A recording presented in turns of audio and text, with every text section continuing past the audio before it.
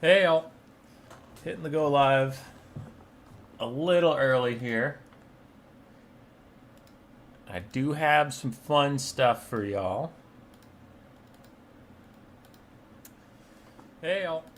All right, we sound good. How is everybody? I will be aiming to actually start casting Faction War games around 1, which is 7 minutes from now, the normal time posted for people. If you're in VOD land, if you don't want to hear too funny stories, skip ahead, I guess. But this is also a live show, and it is generally smart, especially when we're ready to roll right off the bat, for me to start the stream a little early and let people start gathering, because sometimes YouTube only recommends streams to people after you hit live, not when it's coming up to being live. Generally see numbers pop up, so hitting start a little early, just let people actually get here so they don't miss any of the games. Hello, hello. So I have two quick stories to share with y'all that are humorous while we wait to actually start. One, my friends got me to get Lethal Company, which I didn't know much about. I knew it was trendy, but I didn't know much about it aside from that. But I have some high school friends I play every Sunday. We play some sort of game. So they were getting tired of Remnant 2, so we picked up Lethal Company. And something you need to know about me is I am so fucking scared of giant spiders. It's insane. Normal spiders in my Minnesota climate, totally fine. In fact, I try not to kill them at all. I try not to kill bugs for various reasons. I just like to leave them alone. But like Australian spiders, or spiders even down south in the United States or in like South America, you know, like ones like the size of dinner plates, fuck that. Absolutely fuck that. I lose my shit. So we're playing Lethal Company. If you've played it, one of the many monsters in there is like a giant spider. And it was the first one I came across. So I was walking around in the darkness, and I'm like, hey, is this supposed to be a spooky game? My friends being shitters are like, no, it's you just collect some scrap, man. Nothing's weird. I'm like, okay, well that's inherently suspicious, so something's off. But I was expecting like, hey, maybe there's murderers or something. No, and I start seeing spider webs. I'm like, well, this is an abandoned factory. Maybe it's just abandoned. And I turn the corner, and there's this big fucking spider, giant, and I lose my goddamn mind. And I just start running and screaming, and not like screaming like normal, haha, he's playing a video game, screaming like, ah! Ah! Screaming. And I get across this chasm, and I jump across, and the spider can't jump, thank God. And it just stands there, staring at me. And I just keep running, and I run into a room, and it's a tiny supply closet with nothing in it, and no way out. So I go back onto the balcony, and the only way back across has a giant fucking spider staring at me. And I'm just like sitting there, and if you know anything about Lethal Company, you can't talk to anyone unless they're a certain range from you. So I'm like, okay, I just sit in silence, staring at this spider, like just the worst possible thing to be on my computer screen. But I don't want to turn around. I don't want to just not know where it is. So I'm just staring at it. It's staring at me. We're both chilling, and then I start to hear, I think I see a bolt. I'm like, Dad! Dylan, don't go away! And he's like, oh, hey, Cap, what's up? Cap is my last name. So they call me that because they used to call me that in high school. Oh, hey, Cap, what's up? Dylan, there's a giant spider over here. And he's like, oh, word, where is it so I can avoid it? I'm like, don't avoid it, come save me. He's like, what do you mean save me? I explain the whole situation. I'm just sitting there talking to him, and he's like walking along the walls, and he gets closer. I'm playing fucking Marco Polo with him. And I'm like, when you turn the corner, there's going to be a giant spider. And he's like, ah. Well, that sounds like your problem. And he just leaves. He just leaves me there. And I'm like, okay, cool. Anyway, eventually the spider leaves. He comes around. He comes and picks me up pretty much from like fucking school. He was like, are you okay over there, bud? I'm sitting on my side of the chasm like, is it gone? And he goes, yeah, dude, I didn't even see this giant spider. So I don't know what you're talking about. I make the jump back to the other side, and our other friend comes in and goes, what are you guys doing? We explain the situation. We all walk around. No one ever sees a spider again. No one. And then, like, we get back up into space. We completed our first mission. They're like, what'd you think of the game? I'm like, it's a bad game. It's a bad game. Why would you play this? This is the worst thing I've ever fucking seen. Ever. Oh, God, I hated it. I hated it so much. Oh, my skin was crawling. Overall, we played levels after that. Overall, Lethal Company is actually very fun. It's very fun. But now I know if I ever see any spider webs, I'm out. I'm leaving. I go to the ship. And if anybody else is in the ship, if you know the game, you know what I'm talking about. But if anybody else is in the ship handling comms and stuff, I kick them off. I'm like, I'm comms guy for this mission. You go in that building. Because I'm not fucking dealing with it. What did you hate? Giant spiders. I just can't. I can't hang. And the other thing I want to mention, we have 2 minutes left till the actual start time. The other very short thing is if you played Sekiro, Shadows Die Twice, it's like Dark Souls, but samurais. I finally beat the final boss last night, but this bitch. All right, I got stuck fighting him for like 5 or 6 hours. I was messaging Boojilicious. If you know Boojilicious, he has also played those games. Faction War starts in 1 minute, don't worry. And I was raging. If you've ever beat me in Total War Warhammer, you're like, yeah, Human Boy rages. No. I was sending him paragraphs of why Sekiro was a bad game. But I was gonna fucking finish it, because this is the second time I've gotten to the final boss. And the first time, years ago, I quit. And I'm like, I'm not quitting this time. I'm gonna beat this boss. I looked up guides, and the guides were like, yeah, I just hit him 6 times in the face and he never blocked. And I try to swing once and he blocks. I'm like, okay, so you lied. Fuck you, guide. No, the guides did something, they got very lucky. And then they're like, if he just never does any of his good moves, you can win. And one of those good moves is I get to his 4th phase. This boss has 4 phases. Get to his 4th phase. I paused the game and messaged Boojilicious. I'm like, Booj, I got to the 4th phase. I'm all out of healing. I'm so fucked. I need to know how to beat this phase so I can just be done with this. He's like, it's really easy. When he charges up this super long lightning attack, jump into the air, deflect the lightning back at him. It'll do a ton of damage and stun him. He can run up and get a bunch of free hits. Do that 2 or 3 times, then it's over. It's just a gimmick. It's not supposed to be hard. I'm like, got it. He runs at me, swings his sword like a million times. I dodge some of them, I take some damage. He runs at me, swings his sword a million times, does some damage. Runs at me, swings his sword a million times, does some damage. I'm like, dude, do the lightning attack for the love of God. He does the lightning attack, I jump up in the air, he misses. He just misses me, and I couldn't deflect it because he didn't even try to hit me. And I'm like, you bitch! He runs up, swings his sword at me a bunch more times. I take a little bit of damage. He runs up, swings his sword at me a bunch more times, takes a little damage. I'm like, don't just do the lightning attack, please, God! Does it a second time, he misses me again. Not even close. I jump up in the air, and it's like way the fuck over there. I couldn't deflect it. I'm like, are you kidding me? And the AI winks at me. He winks at me because he's like, I know you want me to do the lightning attack. I'm just not gonna do that one. He swings at me a million more fucking times. I have 0 health, and I'm like, God damn it, dude. He does the fucking lightning attack. I deflect it.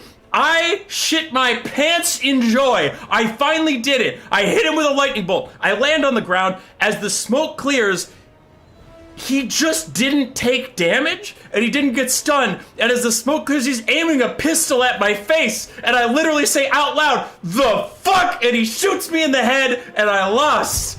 And I messaged Booj, I'm like, I hate this game, I'm uninstalling it, I'm quitting, and I screamed so much, Hazel came up to me from the landing, which is all the way across the house, and was whining and jumped up on me and just started like trying to lick my face, where she's like, are you okay? And I'm like, I'm not okay.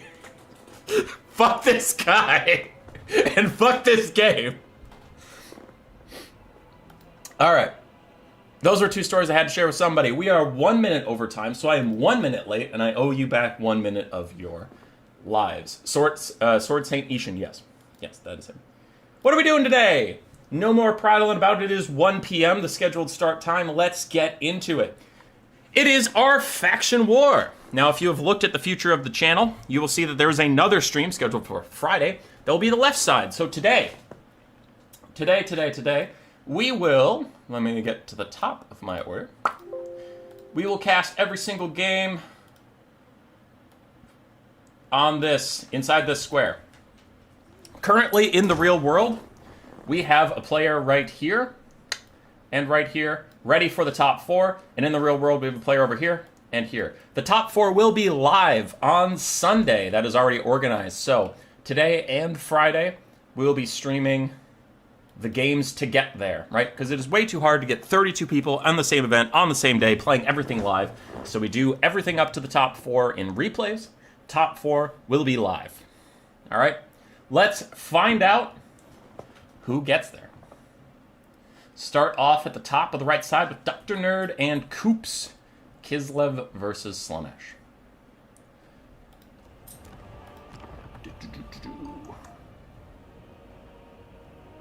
I have so many replays because the Vermin League playoffs is also going right now, so I have to scroll for quite a bit before I get down to what we're talking about. Kislev versus Slaanesh. There it is. Now, for spoilers' sake, 2 things. 1, I have not seen any of these games, though I do know who wins overall because I know who the top 4 is. I've been organizing with them for a while, right? So I know who wins, but I've never seen any of these games, so my reactions are genuine. And I did my best to get 50-50 on losers sending me the replays and winners sending me the replays. So you're not always going to be like the guy on the left side wins, okay? Now, is it more typical the guy on the left side wins? Usually in these streams, because the winner wants to send you the replay because they won. But I did go out of my way to try and get at least half of the loser replays. So don't think you're too clever with saying, oh, the green side wins because they sent the replay. All right. For Slaanesh versus Kislev, first game of this Faction War stream, we do have triple Chosen of Slaanesh with Hell Scourges, Sigvald the Magnificent, Chaos Sorcerer Lord of, well, not a lord, of Slaanesh with a lot of spells, Pavane, Acquiescence, and Slicing Shards, Bringers of Beguilement, the ROR, Exalted Demonettes, and then 3-4 Marauder Horsemen, Skirmish Cav. On the side of Dr. Nerd and Kislev, we have Mother Ostankia, Flock of Doom, and Enfeebling Foe for her spells. Do have some Kossars, Armored Kossars, and Kossars with Spears mixed throughout. A Patriarch for a bit of healing, and an Incarnate Elemental of Beasts for that anti-large Mortis engine type thing. And then the Oath Brothers of Tor, and then 2 Things in the Woods. It's a very strong Kislev build. It's very, very meta, but the Faction War is serious. There's a lot of pride, honor, and there is a decent prize on the line, so people are taking it seriously. You're going to see a lot of very try-hard builds. Everyone in here is going to be doing their best. Hey, Rocket, how you doing?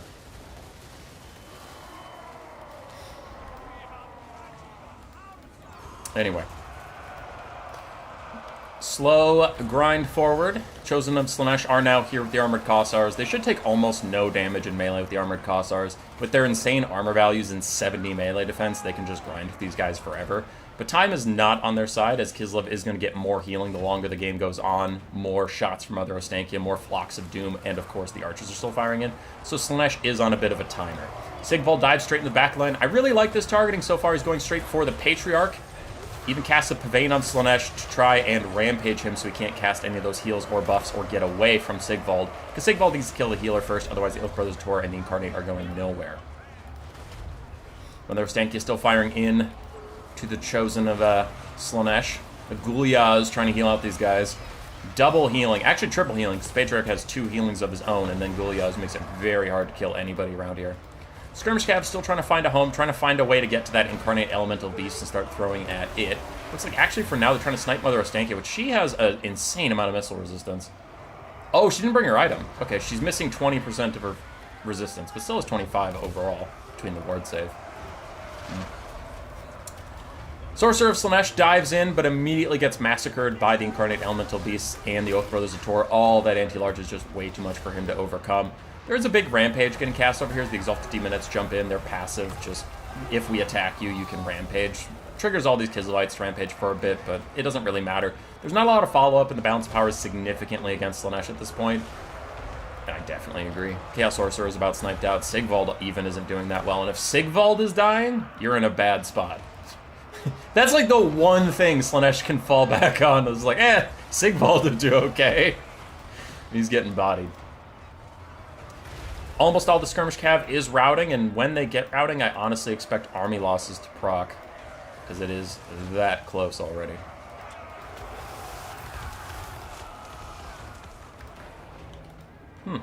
With the Sorcerer back, that might delay army losses for a little bit. We still have 1 healthy Chosen of Slaanesh, but I do think it is all over but the Crine. Ooh, Slicing Shards. Is it overcast? I just want to see it be overcast. I honestly think that doesn't even change the way this game is going, but it would be fun. Whee! Yeah, that's looking good. That was overcast. It's a good amount of damage, but it didn't do shit to the Oath Brothers Tor or any of the single entities. So they're all chilling. They're fine. Hey, Shoxy. How you doing? How you doing? How you doing? At this point, I think I'll just ×2 speed. It's a bit of a blob fight, and the writing is on the wall, unfortunately, for Slaanesh. Time's not in their favor, and they're already behind, but Kislev's just going to heal up more as this game goes on. There is the army losses. Not a shocking result.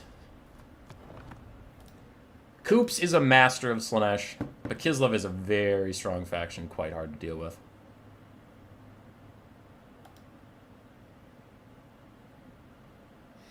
Carnate Elemental Beasts got a lot of value, so the Oath Brothers Tor. Mother of Stanky, of course, also did.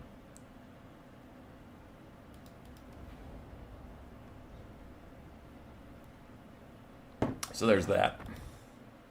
I gotta get into the muscle memory of going over to Photoshop right away so you don't see spoilers for playoffs. But we'll take Dr. Nerd and Kislev, move them forward one. Get on to the next game. Gotrek Starbreaker versus Razel. Gotrek is probably one of the best dwarf players active right now. I have a bunch of messages. I have to see if they're... Okay.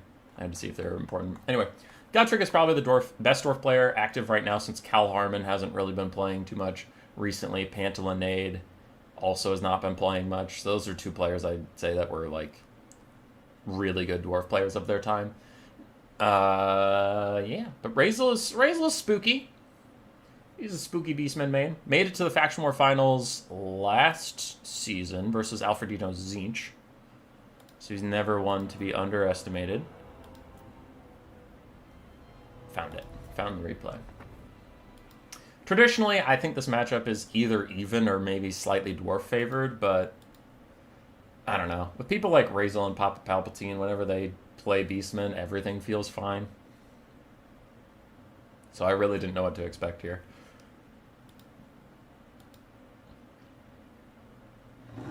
If anybody cares about the round 2 and 3 matchups, you're on your own. I can't plan for those. But round 1 matchups, everybody was given the option before we hit start on the bracket to veto.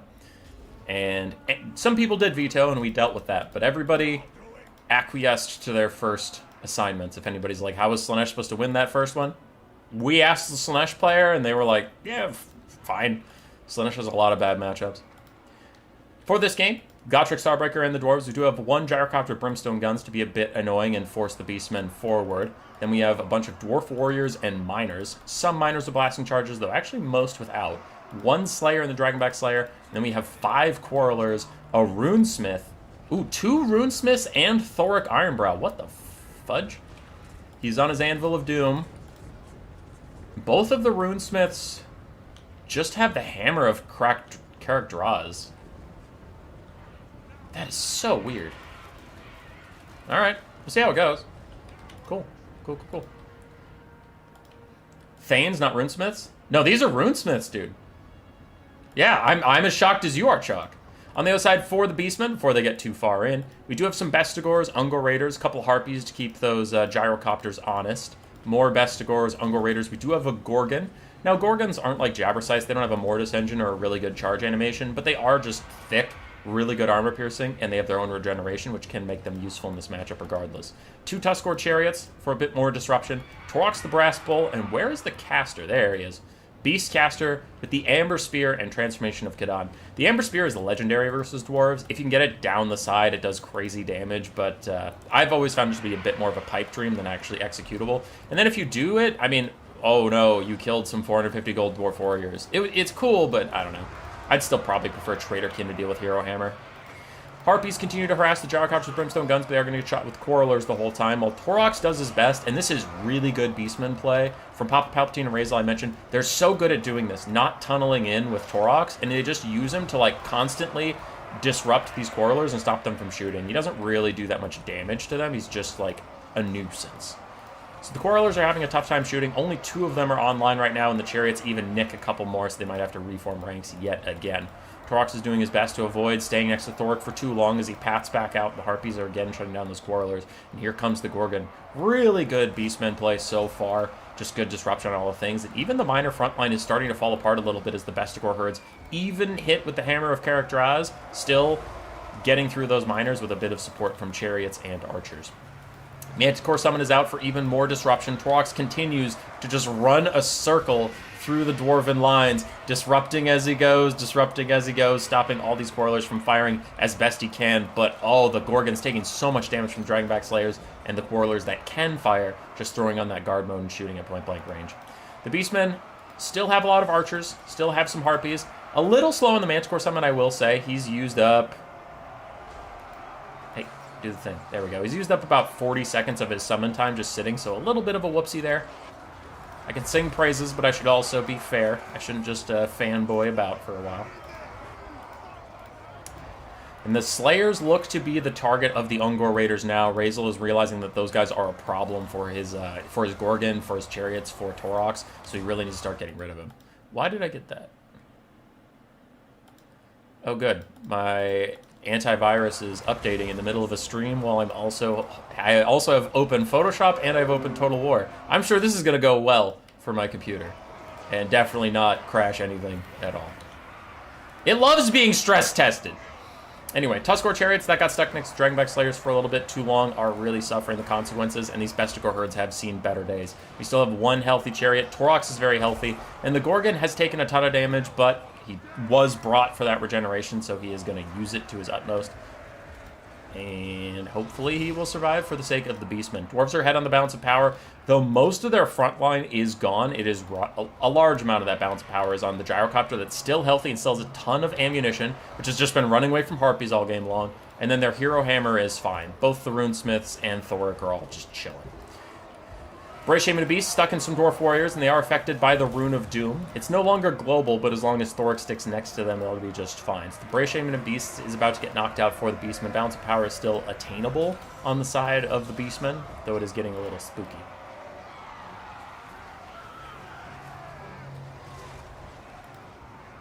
That build doesn't look fantastic for Razel.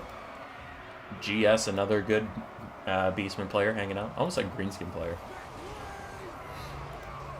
Something's getting cast here. Rune of Negation to protect these Dwarf Warriors from something, though I don't really know what. Gyrocopters are still just avoiding the Harpies. The Harpies haven't been taking too much damage, though, because since all the Quarrelers got shut down or we're focusing on the Gorgon, nothing's been left to shoot at these guys. They're just keeping the Gyrocopters on us. It is a bit of tag, where it's like, can the Dwarven player keep giving them orders every so often to keep them safe, and can the Harpies keep after them? Because you really don't want to let them just get away. I think your Gorgon is weak to fire because of his regeneration. Oh no, he has special regen. Okay, nothing on the roster is weak to fire. But your caster, wherever he is, if he's not already dead, he was so low on HP that if the Gyrocopter gets one volley off onto him, he's toast. I don't know where he is, actually. On the high ground, some Tuskor Chariots chasing off Quarrelers and other things like that. If the Beastmen can get this down to just the Dwarven single entities, they'll be alright. Torlock should be able to beat up both of the Runesmiths, and then he'll do okay versus Thoric. Especially if the Gorgon's still around, because Thoric is large, so he can use that impressive anti-large value against Thoric. But the Quarrelers continue to poke and poke away at him. Despite the best efforts of the Beastmen, the Dwarves are resolute and every so often come back and keep firing at the Gorgon.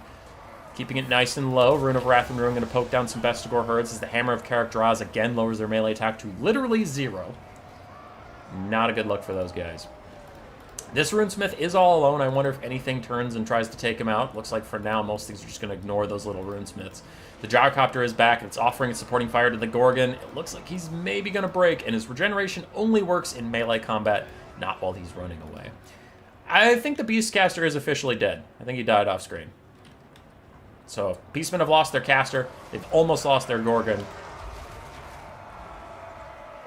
It's not looking great. I definitely agree with the bounce power. I don't think it's over, but I do think it is dwarf favored right now. There goes the Gorgon. Don't see him coming back in this game. Maybe he does, but seems unlikely, especially the Gyrocopter's still pin cushioning him. Can Torox and these chariots really carry? Itatsuki, that's true. Fire does still reduce the amount of healing you receive.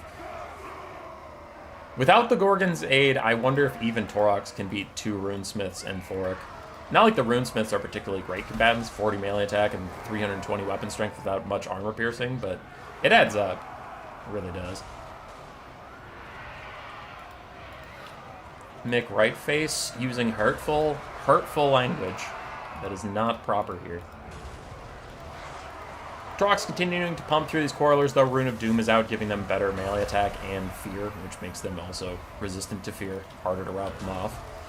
Some Rune of Negation looks like it's coming through yet again. Is it on the miners, or what's getting that? Dragonback Slayer is getting 40% resistance to any damage, 20% physical resistance. Ugh. Those guys are going to be hard to get rid of. Torox is at last dueling with Thoric, doing his best to maybe Lord Snipe this and turn the game around, though it is a desperate last effort, and it's not like the Dwarves particularly need their Lords.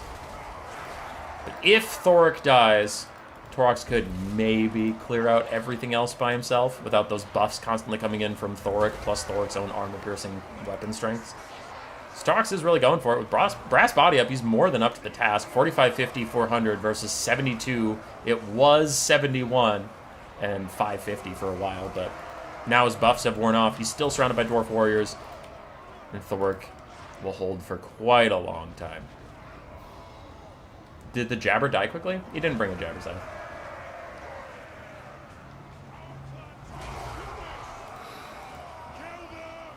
At this point, it's all over but the crying.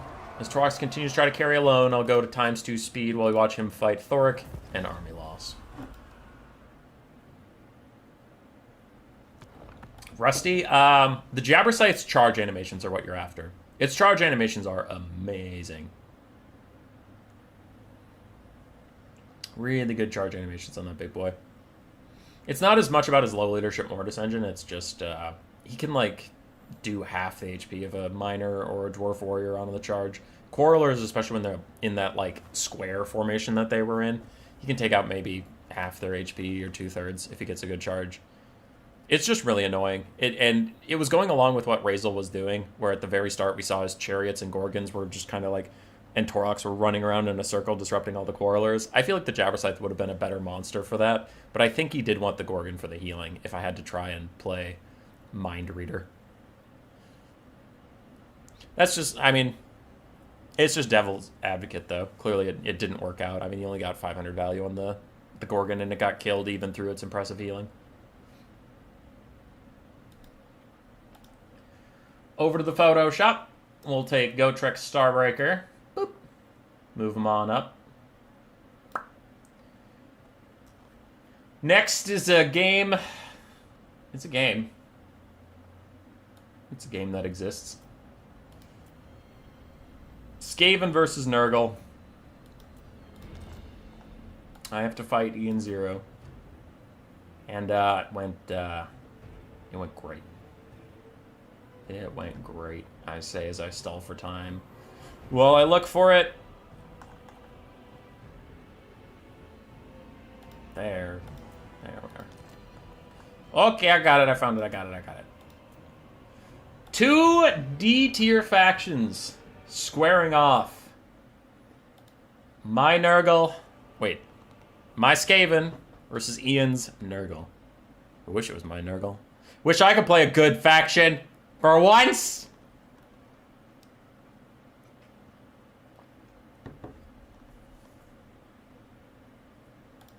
For once. This is a weakness of mine as a caster, and I acknowledge it, and I'll try to do better. But whenever I cast my own games, I definitely get too in the weeds about, because I knew what I was trying to do, so I talk about it too much. So I'll try and cast this as if I wasn't playing. For the Skaven, we do have a Greyseer of Ruin. Howling Warp Gale in case of Rotflies, Furies, a Nurgle caster on his little fly mount, and then Warp Lightning just to spam out as much of this passive as possible. Nurgle is not known for their melee attacks, so lowering it even further can make Clan Rats hold for quite a long time, and lowering their leadership can get them closer to Demonic Instability Crumbling. Aside from that, we have a Packmaster to regenerate up a bit with the Molder monsters and give them some ITP buffs. We have some Wolf Rats, Clan Rats, 3 Skaven Slave Slingers, 3 Poisonwind Globes, 2 Warp Lightning Cannons, one of which they can Zap Zap, and 3 Rad Ogres. On the side of Nurgle, it is Man Spam! The Demon Spew plus 3 other Forsaken, a whole bunch of Nurglings, Marauders of Nurgle, and even some Chaos Warriors of Nurgle. We do have the Chaos Sorcerer Lord of Death, and then 2 Exalted Heroes of Nurgle. So it is a lot more infantry than normally is brought in this matchup. There's no Toads, there's no Furies, there's no Dogs, there's nothing. It's just an unholy tide of infantry chasing after the poor Skaven. Already some Poison Globes are having to run away. Just there's not enough Clan Rats to keep them safe, and Rat Ogres are being used to stop the Demon Spew on the other side. Packmaster and his dogs running out to deal with more Forsaken. Again, just the Molder monsters are being chucked into the front line to be used as more front line because we gotta stop the tide. We gotta stop the unholy tide of men. The Warp Lightning Cannons are like, bro, I guess we'll shoot at the caster because he's the only large target we can even fucking hit. There's no Kugath, there's no Soul Grinder, there's no Toads, there's no Knights. What are we supposed to shoot at? Now, Nurgle is unfortunately clumping up a bit. They aren't spreading out like these Nurglings could go out and around and get onto the Slingers. They're clumping up a bit too much, so they're not getting through the front line nearly as fast as they should be. And the Poison Globes are getting some 2-for-1 shots. Forsaken have killed off a Poison Globe, and they're now beelining it for the Warp Lightning Cannon as the Nurgle caster follows him along, and he's down. He's been healing up plenty, so he's actually back to above half HP as the Ichid Zap Zap tries to hit him, but good dodging from Ian Zero overall, and one of the Warp Lightning Cannons is down. Skaven are up on the balance of power, but I have a little suspect of that. A little suspect indeed. As the Greyseer chucks out a Howling Warp Gale onto the ground because there is no unit to target it, and he really needs to slow down this game. Nurglings are Demonic Instability crumbling, some Marauders tear out off away from the Packmaster, but they just keep coming! The Chaos Warriors get past the front line, one of the Warp Lightning Cannons is down, Ichid Zap Zap still fighting the Sorcerer of Death, and they just won't go away! There's so many dudes! Slingers are shooting at Nurglings, I guess that's their best target, and Spirit Leeches have started onto the gay Seer of Ruin, yeah. I mean, in June he will be. Chaos Warriors and Nurgle do get hit with the Poison Glove Volley. It does a good bit of damage. It does a good bit of damage to them. We'll see if those guys can go catch up to that Poison Globe. And Ichid Zap Zap is firing as best it can. Wolf Rats have been rallied to the cause, and they're going to chase down Forsaken and probably be used to peel for Ichid Zap Zap for a little bit. Nurgle Caster's healing cap is within sight as the Greyseer desperately tries to clear out this front line so I can pull these Rat Ogres and Clan Rats over to try and help with my remaining ranged units. Just get rid of these guys. The Nurglings are all Demonic Instability crumbling, and the Demon Spew are pushed off, but there's still a very healthy Chaos Warrior here, and I have no globes to deal with it right now. One Exalted Hero is just standing in the middle of Skaven Slave Slingers, stopping them from throwing for a bit. The other Exalted Hero is leaving some Forsaken awfully close to Ichid Zap Zap. And the Packmaster plus some buffed up dogs plus Rat Ogres sandwich in. They're trying to keep Ichid Zap Zap online because he's their only hope. If Ichid Zap Zap can kill the Nurgle Sorcerer of Death, maybe the leadership will crumble enough for these Nurgle pieces of shit that the Skaven can cycle route them off and win the day.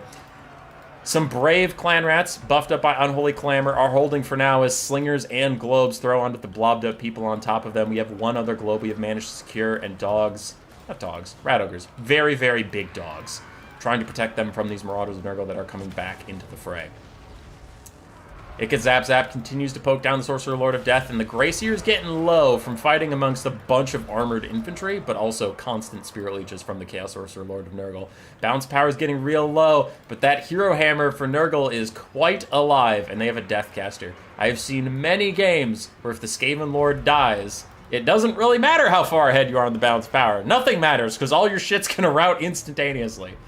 The Exalted Hero of Nurgle is sitting among Ichid Zap Zap. He has been for a while. He is currently chopping through rats as best he can while they just largely ignore him.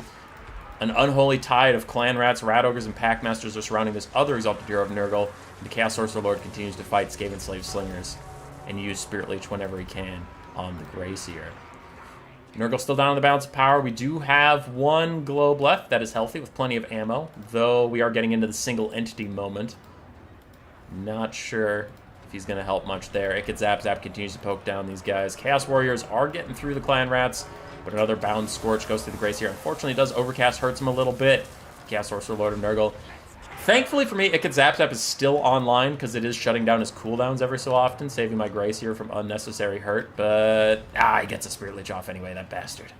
Exalted Hero of Nurgle has been inside Ichid Zap Zap for an embarrassingly long time and still can't shut it down. The Greyseer continues to take damage. Bounce power gets worse for Nurgle, and army losses are the Skaven's best friend. Can it just call it without me actually having to kill the Nurgle Hero Hammer? Icket Zap Zap continues to just poke and poke away at this poor Chaos Sorcerer Lord of Death. Bounce power gets worse. And a terror route onto one of the Exalted Heroes. If I can turn that into an actual route, that would be huge for me, because the Packmaster can easily follow him off the map. No problem at all. Icket Zap Zap gets another big shot. And it looks like Army Loss is going to hit for Nurgle. No, he rallies. God, he's just getting smoked. My Grayseer staying as far away from the Deathcaster as possible. There we go, Army Losses hits. Not to tip my hand, I knew I won that one, but because I played it.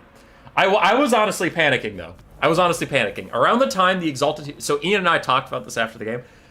When the Exalted Hero got to Icket Zap Zap, I was ready to hit concede defeat, because I'm like, fuck, this game's over. Whatever, I'll play it out, but this shit's over. Without Icket Zap Zap, I can't win. And you might be like, that sounds weird. Remember when that happened? The Nurgle Sorcerer had... His heal cap was at like 80% of his health bar.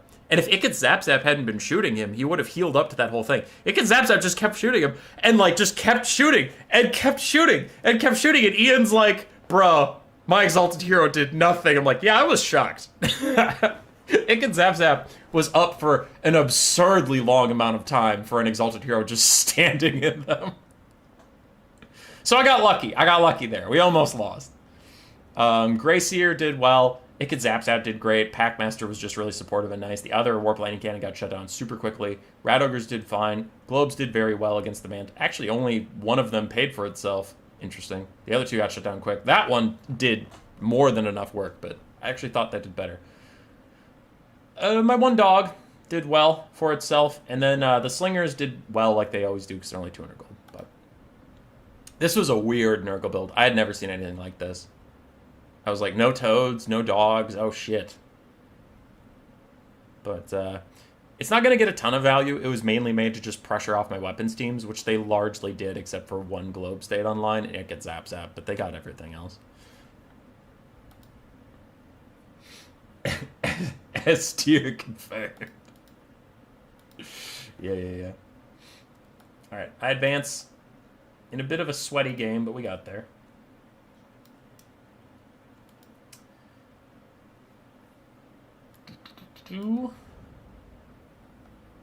So let's go find the next game. Koalaborn versus Nurgle's PA. Chaos Dwarves versus Norska.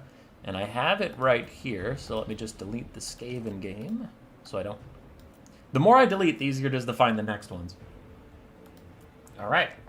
Norska versus Chaos Dwarves. Nurgle's PA versus Koala.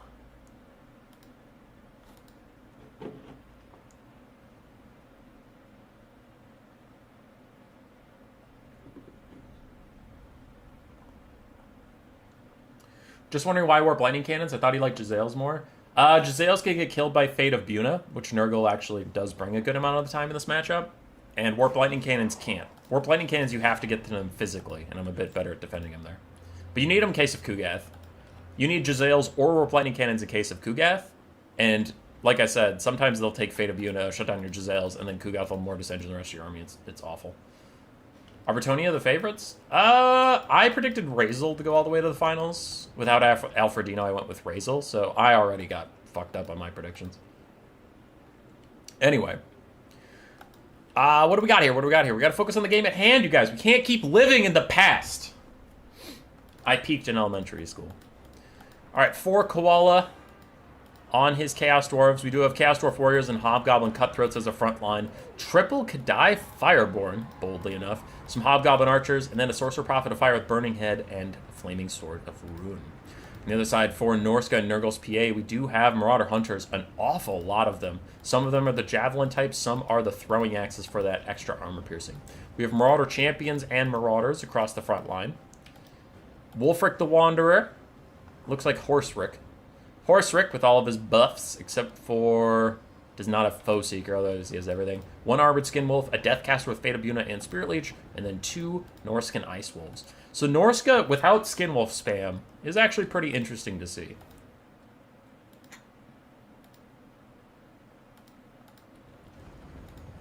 Norska relying on their Mantide, and I guess you could call these Archers. It's kind of bold. Hobgoblin Cutthroats trying to just skirt around the front line and get onto the back line with the javelins and stuff. We'll see if they can make it as other Cutthroats take the fight to the Marauders. Marauder Champions and Chaos Dwarf Warriors is going to be a who's who of no one's going anywhere. And the Kadai Fireborn, if they dive in, could actually do a lot of damage to Marauder Champions. There was a replay just today, actually, of Kadai Fireborn versus Demonettes, and they did very well in that matchup. I've also liked them a lot versus Chaos Warriors, so they'll do fine here against Marauder Champions. But currently they're just being held in reserve to peel off the Norscan Ice Wolves and make sure the archers can stay up. And already both front lines taking a lot of damage. 2 Marauders are on their way out while Hobgoblin Cutthroats are also leaving the fight, so both front lines taking a lot of damage so far. These other Cutthroats were cut off by more Marauders, and these Cutthroats actually found their targets on the Marauder Hunters' javelins. I wonder where Wulfric gets involved. I wonder what the Deathcaster does too. The Fate of Buna is out onto the Chaos Dwarf Warriors, just trying to alleviate some of this pressure, as clearly Norsca was not ready for this much front line. The Chaos Dwarves are sprinting towards their skirmishers, and the Armored Skinwolves and Wulfric are now having to be pulled up to defend their ranged units. Reminds me a lot of the last game. We do have some Marauder Champions chasing off Hobgoblin Cutthroats. They need to come over here and leave those alone. Marauder Champions are not worthwhile to be chasing Hobgoblins off. And the Kadai Fireborn got onto both of their counters. Ooh, these Marauder Hunters with Javelins want to be throwing at the Kadai Fireborn, but the Kadai caught them and already delete one entirely. Norsca is down on the balance of power by quite a bit, and I suppose that is right. If you look around, Norsca's front line's really not feeling it, and their back line is under duress. And the Norscan Ice Wolves have to be pulled away from targeting archers just to run down Kadai Fireborn with the Skin Wolves that just need to try and peel. That's kind of insane. Hobgoblin Cutthroats do finish chasing off that Marauder Hunter in the distance. And Marauders are fighting Hobgoblin Cutthroats. Honestly, a lot closer than I would have thought. I would have thought Marauders would win that pretty handily. The other Norscan Ice Wolf did do some damage to the Hobgoblin Archers, but the Kadai Fireborn are more than up to the task of peeling for them. Now, this Kadai Fireborn is about to Demonic Instability Crumble. That'll take him out for good. But his was a life well spent. He did a lot of damage to these dogs and Skin Wolves and shattered off one of the Javelin Hunters. And it looks like the other Javelin Hunter also shattered because I don't see it anywhere nearby. I see the Throwing Axe ones, but there's 2 Javelins over here that are both gone. Norsca is starting to scrap back a little bit on the balance of power as Wulfric and Marauders have gotten on to all 3 of the Hobgoblin Archers, it looks like. I don't see any of them still online. And the Chaos Dwarf front line has largely left the building. That leaves 2 healthy Kadai Fireborn and a very healthy Sorcerer Prophet of Fire left to try and carry this game. And they honestly might be able to. For Norsca, I mean, we have 3 mixed health Marauder Hunters. I mean, one's healthy, the other 2 are not. We have some Marauders and Marauder Champions that we've established that Kadai can murder. But, oh, speaking of getting murdered, my god. Spirit Leech plus that Skirmish Fire did a number on these Kadai Fireborn right in front of our eyes. And can the Chaos Dwarves rally any form of support? Because as is suddenly apparent, the Kadai Fireborn can die insanely quickly to some Throwing Axes. So, these ones in the distance can do a lot of work if they're supported in some way by like Hobgoblin Cutthroats or Chaos Dwarf Warriors chasing around the Marauder Hunters for them. But if they are stuck on their own, we just saw that that's not a recipe for success. Norsca is once again trailing on the balance power, though, as some of these Chaos Dwarf units are starting to rally and come back to the fight. The Kadai Fireborn maybe going to Demonic Instability Crumble here. There they go.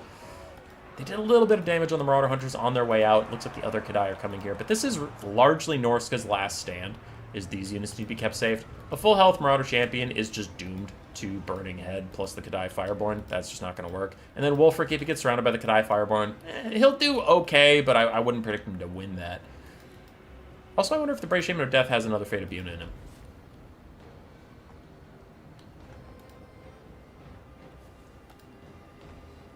All Norscan Hunters are great against the Fireborn. Clearly, dude. Nurgle's PA, the Norscan player in chat. I would ask that if anyone in chat has played their faction war games and know how they go, do not say that out loud. It does actually bother me. I usually let it go, but while these armies are reforming lines, it does bother me when someone shows up and goes, oh, I played so bad this game as we're starting it, and I'm like, hey, bro, we don't know that yet. Shut up. PA, your comment was fine. It just reminded me that I was like, oh yeah, PA, don't tell anybody how this goes. All right, both sides are reforming, so I'm going to fast forward until they kind of get their shit back together here. Boop. Chaos Dwarf Warriors running straight into those Throwing Axes, getting cut down. shields raised, doing their best, but their leadership is faltering. The Sorcerer Prophet of Fire is wondering what to do. He does not want to land anywhere near Wulfric. His 28 melee defense will not defend him against Wulfric, and Wulfric actually does beat him in a duel pretty handedly. Big Burning Head on the most healthy of the Marauder Hunters. Really like this from the Chaos Dwarves and Koala. He dives onto 2 Marauder Hunters, trying to disrupt them with his body, and then takes a Burning Head out on the last one to try and damage it enough or just make them rout or something, but also just disorganize them a bit to let the Kadai Fireborn charge in. Flaming Sword of Ruin is out, giving them a little bit more weapon strength, but it's mostly for the army-wide fire buff that you can give the Kadai Fireborn. They all pile in here. There's one Marauder Hunter on the outside that is able to fire, but everything else is largely caught up in here, though. No, this Marauder Hunter is actually chucking a couple axes here and there. They're getting mostly disrupted by random Chaos Dwarf Warriors or Marauders running physically into them, knocking them around. Kadai Fireborn swimming through all these infantry, and the terror routes start coming in from that giant flaming bull man. The bounce power is held up by a full health caster, Sorcerer of Death. We'll see how many Spirit Leeches he has left. That's all of his value, and melee is not really going to matter in this game. But Wulfric is hunting for that Sorcerer Prophet of Fire, is largely ignoring him. Once again, good stuff from Koala to keep disrupting as many Marauder Hunters as possible and keeping those Kadai safe. But I don't know how long he can avoid Wulfric.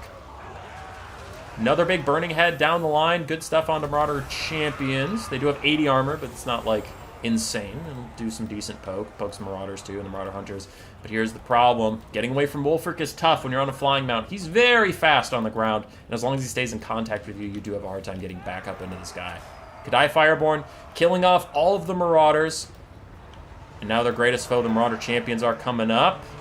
They do not get a charge attack into them, and a Spirit Leech comes in for the Sorcerer Prophet of Fire as he tries to get away. Kadai Fireborn swims straight through the Marauder Champions, though. Get onto those Marauder Hunters. And 20 seconds left on the Chalice of Blood and Darkness, so that Spirit Leech actually did damage him fully. It didn't give him any healing whatsoever. Sorcerer Prophet of Fire tries to get through his Kadai, but without any support, the Kadai are getting whittled down by these champions, getting whittled down by Wulfric. There's just nowhere for the Sorcerer Prophet of Fire to go. Norsca clawed back into a lead that now looks insurmountable unless we have some crazy RNG on this duel. But with Hunter of Champions out, it's extremely unlikely. 0 melee defense in the Sorcerer Prophet of Fire. Army losses hits. Norsca brings it back.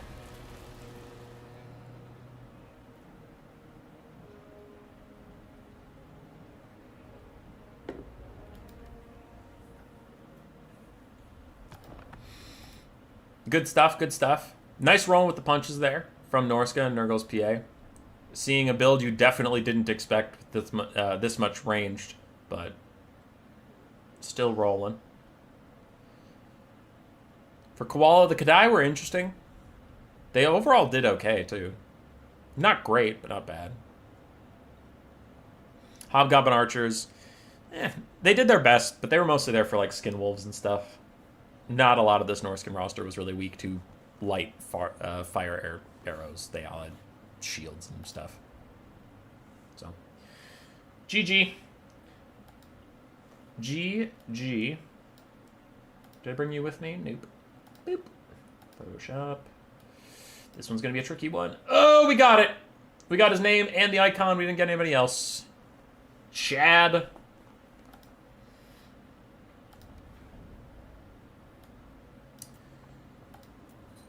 Okay, delete that one.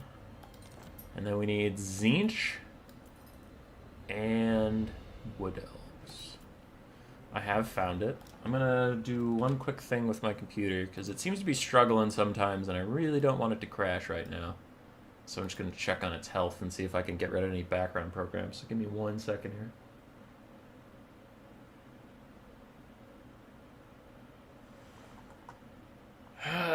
Nothing that I could do at the moment.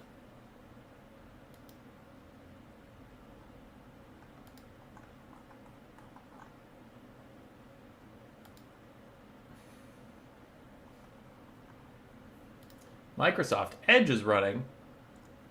That's exciting. I've never used Microsoft Edge in my life. So stop doing that.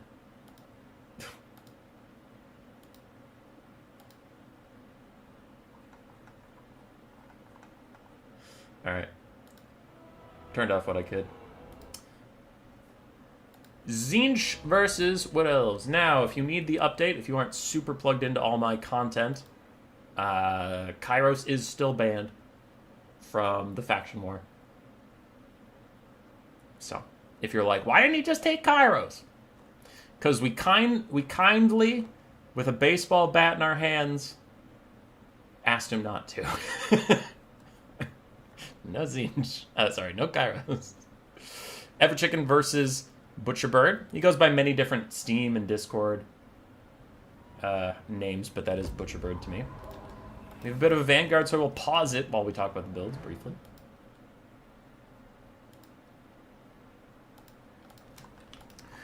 Okay.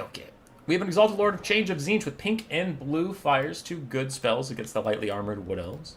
We do have Chaos Knights of Tzeentch, Marauders, Blue Horrors, just so many Blue Horrors, including the Pink Horrors, ROR, the Sour Guts, and then the Blue Horrors, ROR, the Chromatic Abominations. We do have 2 Chaos Knights overall, a Soul Grinder, 2, and that looks like about it. We do have the ROR Screamers, the Shrieking Sky Rays, really, really good armor-piercing Sky Cavalry unit with their Lamprey's Bite. A lot of people use it well, but I think the best player I've seen to use it is probably RTK's Platypus.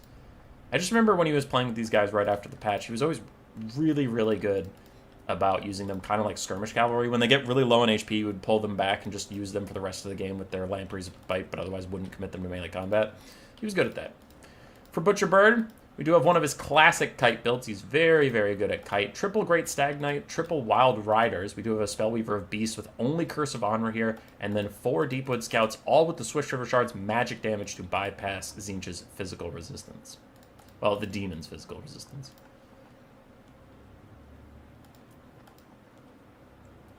Are the Kadai there to fight infantry? Yeah, Kadai are really good against infantry. They can also do okay against Skinwolves versus Norsca because of the fire weakness and stuff. Bird's about to kite. Deepwood Scouts get a huge first volley onto the Soul Grinder of Tzeentch, taking out about a fifth of its HP and breaking its barriers, forcing it back. Without any healing on this roster right now, though, the Wood Elves are on a bit of a timer. Unless their dodging is impeccable. But the Soul Grinder can slowly whittle down the Spellweaver of Beasts. Really nice pink fire from Everchicken takes about half the HP off of one of the Deepwood Scouts. The other 3 are still fine and kiting away. The cavalry waiting until they're needed to charge forward and buy space for the Deepwood Scouts. But for right now, you're shooting at demonic units that are weak to your magic damage and they're unshielded. So Butcherbird is perfectly happy just falling back and shooting for now and allowing the Tzeentchians to push him closer and closer to that white line. Once he gets close to the white line, though, he's going to have to do something about it. Because if he gets fully boxed in, then he'll just get routed off and lose. So he's going to have to pick a direction. It looks like he is picking this way. So what's potentially going to happen at some point is he's going to have to make a hole, like fully engage on this side, smash through it, so he can keep rotating and retreating, rather than retreating straight backwards and into the white line where he'll get forced off. Some of the Blue Horrors are starting to demonic instability crumble. Wild Riders and Great Stag Knight's going to take this moment to charge them and try and really break that leadership down into nothing so that they fully get knocked out, and the Deepwood Scouts don't have to waste more of their ammunition finishing them off, right? The Deepwood Scouts set them up, and the Great Stag Knights and Wild Riders are being used to knock the pins down. On the other side, these Great Stag Knights are fighting with Chaos Knights of Tzeentch and Marauders, and then there's the Shrieking Sky Rays nearby. A Curse of Honor here is trying to help out, but it really is not going well for the Great Stag Knights. They're starting to maybe pull back, and Wild Riders are being pulled up. Deepwood Scouts are also offering some support, so yes, it does look like the Wood Elves are overall trying to break out through the left-hand side. Chromatic Abomination and Sour Guts continue to move forward. The Soul Grinder is firing at Wild Riders. Looks like he's just shooting at what he can rather than focusing on Lord Sniping. But so far, Tzeentch's flanks are holding steady. And the Wood Elves are having a hard time really breaking out of here. They are still getting overall forced backwards or forced into committed fights, which is not usually what you want as a kite build. You don't really want to sit and fight anything. One Deepwood Scout is about dead. The other 3 are all damaged to a point. We have lost, looks like, almost a full Wild Rider, almost a full Great Stag Knight, as one of the Great Stag Knights did go through onto the Soul Grinder, did very little damage, and then just fell back to fight the Sour Guts and the Blue Horrors. This is getting risky for the Wood Elves. This is not at all what they really wanted, like a knockdown, drag-out fight. They were hoping to punch through a side. Now they're just stuck being committed. Tzeentch hasn't exactly been having a great time either, though. They have lost a lot of their demonic units, including the Shrieking Sky Rays. Most of their Blue Horrors are gone. They're even losing the Chromatic Abominations right now. This other Blue Horror is also about to fade. Tzeentch is feeling a little bit fragile. Having those demonic units versus that magic damage is brutal. It's not like Chaos Warriors that can stay in the fight forever. Wild Hunters of Kurnos and another Great Stag Knight, both at half HP, but are victorious on those flanks, giving the archers a little bit more time and room to move. On the backfield of Tzeentch, we have some very damaged Wild Riders and Great Stag Knight, but the Great Stag Knights are now surrounding that Soul Grinder, and the Wood Elves are prevailing overall. Tzeentch is down to just their Lord, who's half HP, and 2 Marauders pretty much. The Soul Grinder I don't really factor in because he is about to die.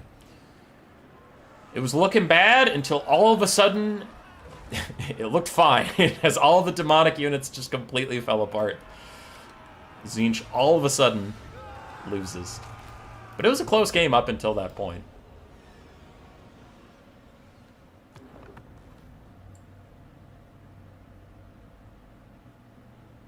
Who does this matchup favor?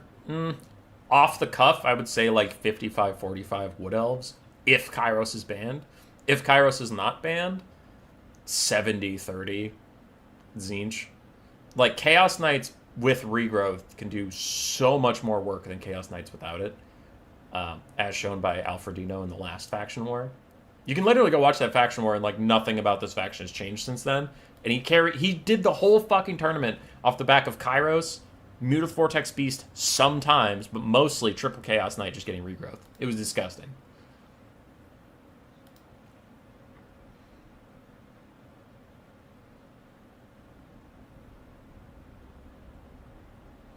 What would a winning Tzeentch build bring? I don't know. I'd have to see it more. I really don't see it a lot, but I feel like Tzeentch without healing is much more manageable for the Wood Elves here.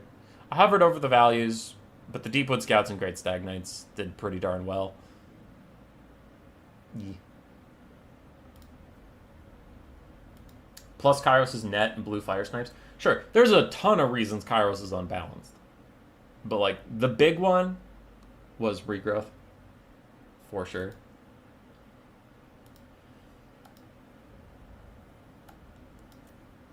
Okay, where was that? Get rid of that. Grab Butcher Bird and the Wood Elves. Move them up. Next is Rocket versus Pigman.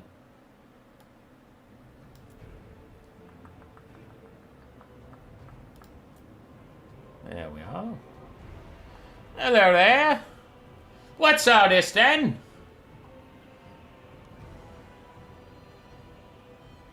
Oh, okay, that's how that works. Cool.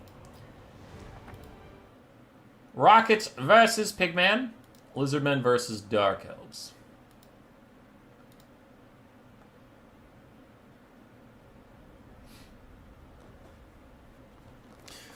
Lizardmen have been the new hotness ever since they got their slans. Their extra slans. People have been really digging them. They've rose to prominence in the meta. Dark Elves are the old and busted.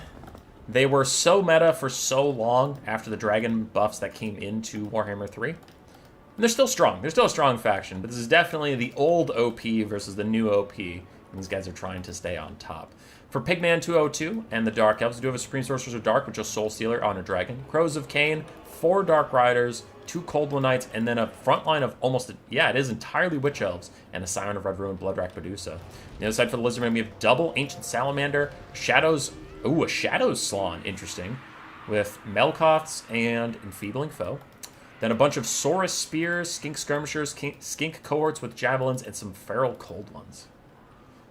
This is an interesting build from Lizardmen. No Life Slan. No healing at all, actually. I don't even see a Rev Crystal. Huh. No healing Lizardmen. Okay. Jab Skinks and Skink Skirmishers are going to punish those Dark Riders whenever they come in. Same with the Cold One Knights. Even though they're shielded, that little poison dart is just super annoying for them, and the Saurus Spears are more than happy to catch those guys on the charge. The Bloodrack Medusa is shooting into Saurus, but Saurus are generally spread out enough that she won't get those big, giant shots you see onto, like, Chosen or Dwarf Warriors or stuff like that. Crows of Cain trying to fight with some Skink Skirmishers, but those guys, despite being ranged units, are actually hybrid units, so they're fine to fight the Crows of Cain. The Ancient Salamanders, where are they at? One is surrounded by Dark Riders, the other one is just vibing. So far, a bit of a rough start here for the Dark Elves, though the Witch Elves did just get into combat. Unfortunately, there's an awful lot of Saurus on that front line, so the Witch Elves aren't even guaranteed to win the frontline fight. We'll see what the Scion of Red Ruin can do, or the Cav advantage of the Dark Elves is just getting negated entirely. Their Cav aren't doing anything as they get run off by the Feral Cold Ones and all these Jab Skinks and stuff. That's actually shocking how poorly the Cav did. Where are the 2 Coldland Knights? One got massacred over there. Oh, and the other one's here fighting Saurus Spears and Feral Coldlands. It is pulling away as soon as the Saurus Spears get here, but still. Things are looking a little rough for the Dark Elves as they lost 1, 2, pretty much 3 Witch Elves. And the other 2 have taken significant damage already. And now Murderous Prowess pops, but it's already too late for most of the Dark Elf forces. Big attempt to come back in this game, though, as the Slann is getting sniped up by a Dragon Lord. Slanns have a shockingly high amount of HP. I hate them for that. They also have a lot of defensive buffs they can give themselves, and they have a weird model that can sometimes be hard to hit.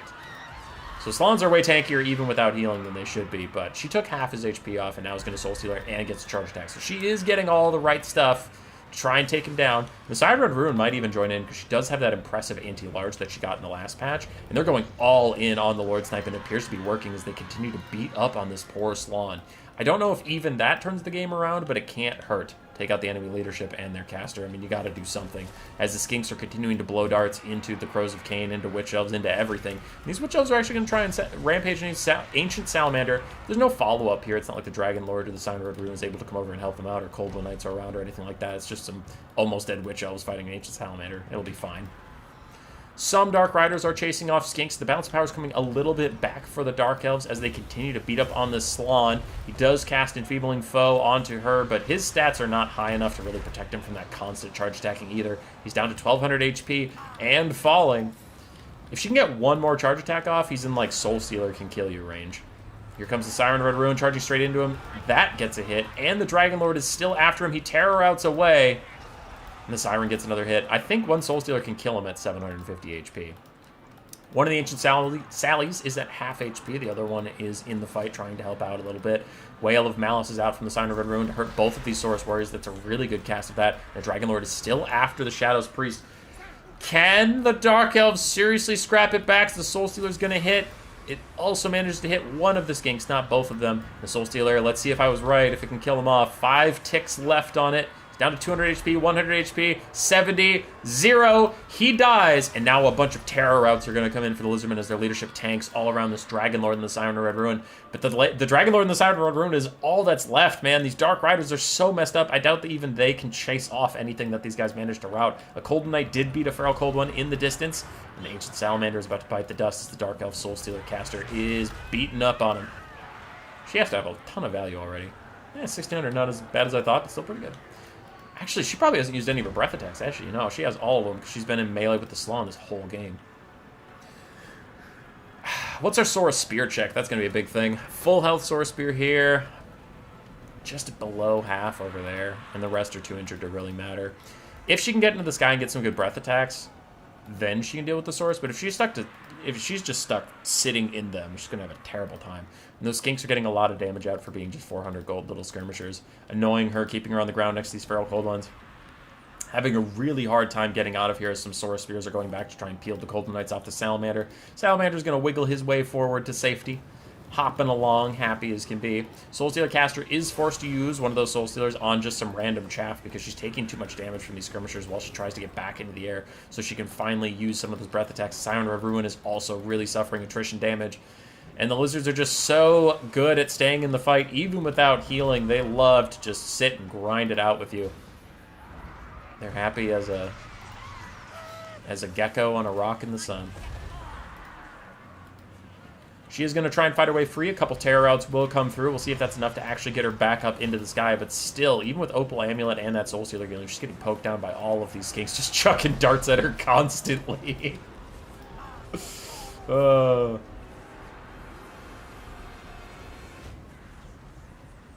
Spamming Melkos and Blood Statuette can be real good. Yeet.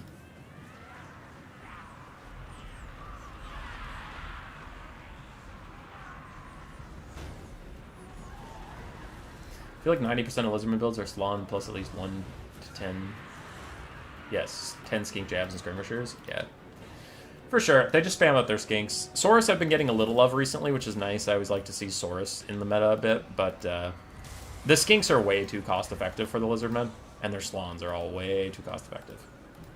Full health Feral Cold One returning to the fight. The Soul Stealer caster lands in it to get a nice little charge attack off. Actually does take their leadership down to half, and then a counter charge from the Siren Red Ruin. Damn, dude. Those guys got shredded. Cold Knight's still getting peeled off in the distance. We haven't talked about them too much, but they're just mostly running away from Saurus. And the Skinks continue to fire. Siren Red Rune's down to 3,000 HP. No healing for her whatsoever. And this lady, if she's used her Soul Stealers only for healing up until this point, she does have 2 left. Because they can usually heal cap off of just that. ×2 speed as we watch 2 different lizardy type units slither through a lot of other lizards. Feral Colon's going to fight the Siren Red Rune. It looks like the Dragoncaster is going for the Ancient Salamander, but she continues to just get poked and poked and poked by these little skinks. That is GG.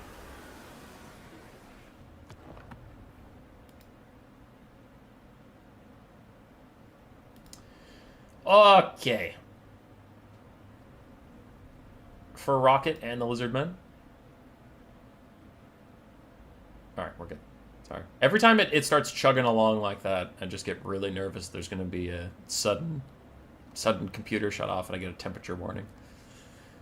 Skink cohorts with Javelins did very well. Ancient Salamanders honestly didn't do that much, but they didn't have a lot to shoot at. Saurus Warriors did fine. Feral Cold ones did fine. And then the 400 gold 360 Skink shooters, one of them got 3 times its value. One got 2.5 times its value. One got 2 times its value. The other one almost paid for itself.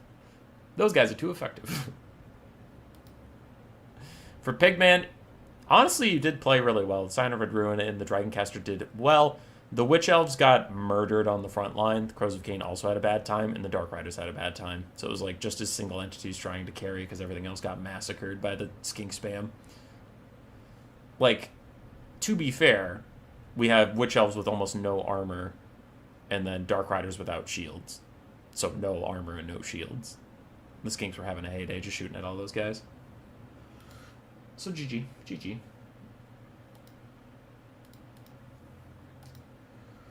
Okay, let's grab the Lizardman and then go whoosh. And next we gotta go fight Black Knight and Hanadins. Black Knight and Hanadins. Ba-da-ba-dum. That's it. Ladies and gentlemen, we got him. Oh, Black Knight and Hanadins. Hanadin's an old school Empire player. Been around since the days of yore. Used to host a bunch of tournaments. Is a Chad versus Black Knight. The man plays one high elf build, but man does he play it well. Plays the shit out of it. He was, I will say, in Black Knight's defense, he was loving Imrik back when Imrik was bad. Now that Imrik is good, he's like, I'm not abandoning my favorite character just because he's meta.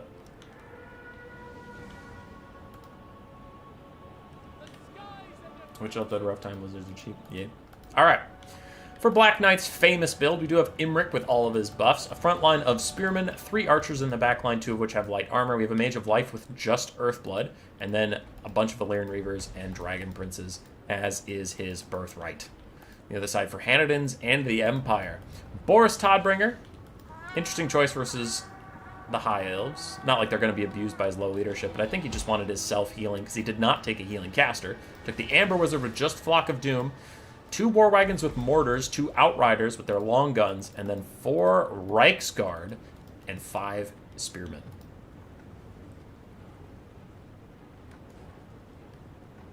Ronan, who's muted and is it me? Oh, it's your PC. Nice. Okay, I didn't catch that. All right. The Empire Mortar Wagons, raining death on the archers of the High Elves. And the Outriders. I have used these versus High Elves before. I found they didn't have the DPS to really kill Imrik, but I do like them with the wagon mortars, I guess, to kill off the archers. Then maybe in the late game they can do okay. But I think it is just a Hanadin style pick. Hanadin's really likes Outriders. Every time I've cast his games in the last, like, 6 months, because he doesn't play a ton, but, like, when I get to cast him, he almost always has Outriders, so I think it's just a flavor pick. The mortar wagons are deleting some archers. I feel like they somehow have better accuracy than the ground mortars, because ground mortars miss all the time, but these mortar wagons are wrecking fools right now. Ugh. The kite continues. As you mentioned in the Butcherbird Wood Elf game, when you're kiting, you can't go directly back, and you can see Hanadin's is trending this way, because he needs to get out of this corner. right? He can't get stuck back here. And I don't mean can't for a rules reason. I mean for his own safety. If he gets caught back here, and that's where the fight happens, he's going to get pushed straight off the map. Reiksguard get dove on by Imrik. He does have that Dragon Horn if he wants to take their stats down to pretty much nothing. But Boris and the Beastcaster are thinking about taking a fight with him as Illyrian Reavers get this around. Black Knight needs to try and keep these Empire troops moving towards that white line. He can't let them out of here, so he is getting some backfield with the Illyrian Reavers running around. He just wants to stop them from having free reign of moving how they want to move. For the High Elves, 2 of their archers are about dead. 1 is still healthy and going to fire in on the Outriders as Imrik takes the fight. He dives in, snipes out the Amber Wizard, already terror-routing him as these Illyrian Reavers come in, and Dragonhorn is popped for the entire High Elf army, giving them all some better stats. Wherever the Dragon Princes are, they're going to be very happy to have that buff, as it looks like some Reiksguard went straight up through the middle to kill off the last archer. Now the Mortar Wagons can mostly just shoot at blobs or spearmen as they are firing in on these Illyrian Reavers, get decent damage down. The Reiksguard fighting next to Boris getting big value, but some of the spearmen are already routing, and more Illyrian Reavers going to fight with Reiksguard. More Illyrian Reavers going to fight with Mortar Wagons and Outriders, and the Outriders are just running out of places to be as the High Elf Cav swarm is all over the damn place. Dragon Princes that are fighting next to Imrik probably going to want to pull out of here soon. Don't want to be fighting those spearmen on top of the Reiksguard. But the Outriders, they're having troubles. There's not a lot of places left for them to go. If you look around for safe places that aren't directly in front of these archers, your options are extremely limited. Looks like the Dragon Princes of the backfield were able to peel off the Reiksguard, keep that one archer that has not been bombed to death yet back online. And Imrik's after the War Wagons. I don't know if that matters as much for him. The Mortar Wagons have mostly done their job. They already got rid of almost all the archers. At this point, Imrik probably, to win the game, needs to kill either Boris, the caster, or the Outriders. Those are really his big issues. Because without those, he can carry the whole game on his own. Speaking of the Amber Wizard, he is caught out by some Illyrian Reavers. He is on horseback, making him actually much more accessible to be hit by them. And then his 25% melee defense and, ooh, he only has like 50 armor. Yeah, the Illyrian Reavers can kill him off. And then I heard an overcast, so yeah. He took extra damage there. That is going to be the end of the Amber Wizard, it looks like. Though actually some Reiksguard are trying to bail him out. Meanwhile, Imrik continues to fight Boris, but he's fighting on top of Reiksguard and spears. He'll want to back off. Imrik is a bit of a Chad, but doesn't want to fight those bad of odds. The Empire is pulling ahead on the balance of power. The High Elves just seem to be losing the game of attrition, despite the fact that they have healing, despite the fact that they had 6 cavalry. Their infantry are still grinding away with the Empire spearmen. That's fine, but their archers are almost all dead. What do we have? 2 healthy-ish Dragon Princes. Imrik is taking a lot of damage right now from the Outriders and the spears he is surrounded by. And Illyrian Reavers, looks like they're pretty much a depleted force. I see 1 going off the map up there. I don't know where the other Illyrian Reavers are, but I assume if I can't see them, they're dead. How are the Reiksguard numbers looking? Half HP. Just below half. 2 Outriders, 2 Mortar Wagons, full health Reiksguard. And Boris actually snipes out the Mage of Life. The Dragon Princes are going straight for him. If the Dragon Horn from Imrik is off cooldown, sorry, Lord of Dragons, that one. If he can debuff Boris, and then the Dragon Princes will have a pretty great time. But looks like for now they just push him off. He should get back into the sky. No, there's 1 brave Dragon Prince poking him in the butt, making him stay on the ground, which is very important, because if Boris gets into the sky, he can just hover above this Mage of Life, and then she's never coming back. Imrik continues to take damage, though he's grinding away with these Reiksguard. Does have his Dragon Princes and Spearman support of his own. So he's doing a lot of damage to those guys. He's doing just fine. And some archers are back to pathetically poke at the Mortar Wagons, but not get much done. Boris is now surrounded by Dragon Princes as they escort him calmly off the map and away from the Life Mage. That looks like some Empire Mortar Wagons might just walk over and make sure she keeps routing on their own. Spearmen have herded the Outriders back towards the white line. They will have to do a bit more creative of pathing to get around these spearmen at this point, and Imrik continues to just grind around in these spears. These guys have got to be making buku bucks. Yeah, they pay for themselves twice over at this point, and it just keeps going. The Mage of Life does rally as the Mortar Wagons don't pay attention to her, so the High Elves healing is back in business. It is just Earthblood. She might want to get these Dragon Princes on top of herself and heal herself plus them, because she is a little danger low that Boris could come back for her at any moment, knock her out, and it looks like that's what he might be doing. Can anyone be around to save her? Imrik continues to charge through all these Reiksguard, and they're even starting to tear out away. They've lost too much health from grinding around with Imrik, and both the Outriders are still healthy. Both of them still have a lot of ammunition. Dragon Princes chased the Mortar Wagons away for just a second. Now they're coming back, but Boris is so close to landing on this Life Mage. Are the Dragon Princes nearby to save her? She takes a big shot, and she does Earthblood herself, which might be her only saving grace, but she gets her 2nd out of 3 routes. The Dragon Princes catch the Outriders. It looks like now they're going to go for Boris. And the Outriders started to path away anyway, so they're more comfortable to take that fight to Boris. Imrik is also coming over here, might have something to say as the mortar wagons continue to fire away at spearmen, as the other spearmen catch more mortar wagons. The Empire still has a lot of skirmish cav alive. The balance of power is going dangerously far against the High Elves at this point.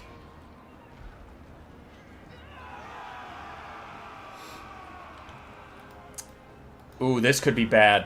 Boris is completely surrounded by Dragon Princes, and he loses all of his stats just as Imrik jumps in. Imrik has his Star Lance up, giving him a pretty impressive amount of melee attack.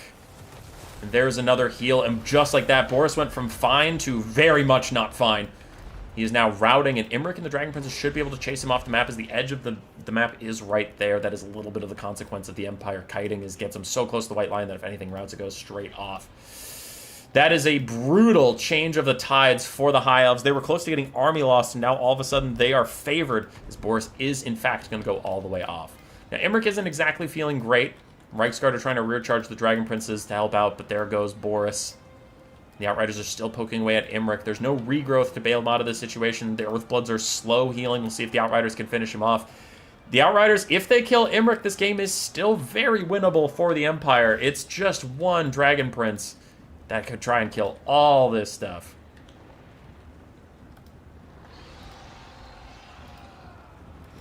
Outriders continue to poke down Imrik. He's at 1,500 HP and falling fast.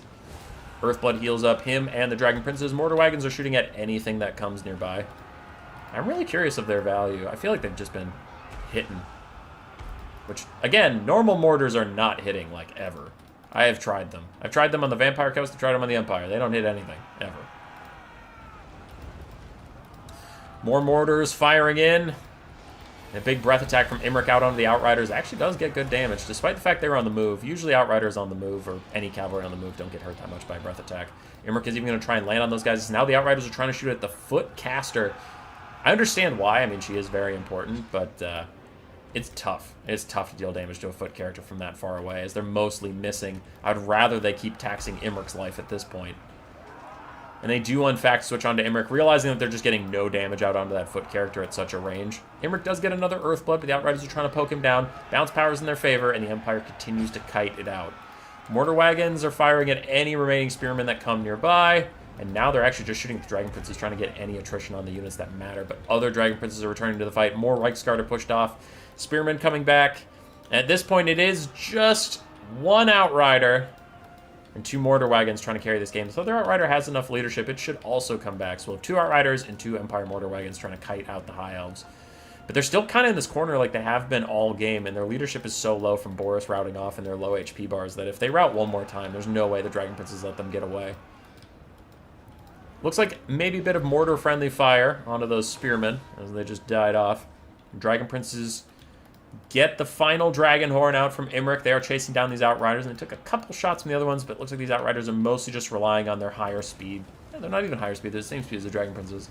They're trying to get out of here, and they're not getting attacked too badly as the Outriders start shooting them from behind, where they're not shielded anymore.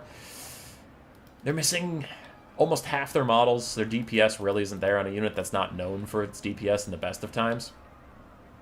It looks like army losses might be taking hold. No, it'll hold off for just now. More healing onto the Spearmen, onto Imrik. Dragon Princes, what remains of them did catch up with these Mortar Wagons and is going to take them out. And that'll probably cause army losses in a very, very violent reversal of almost army losses for one side and then army losses for the other.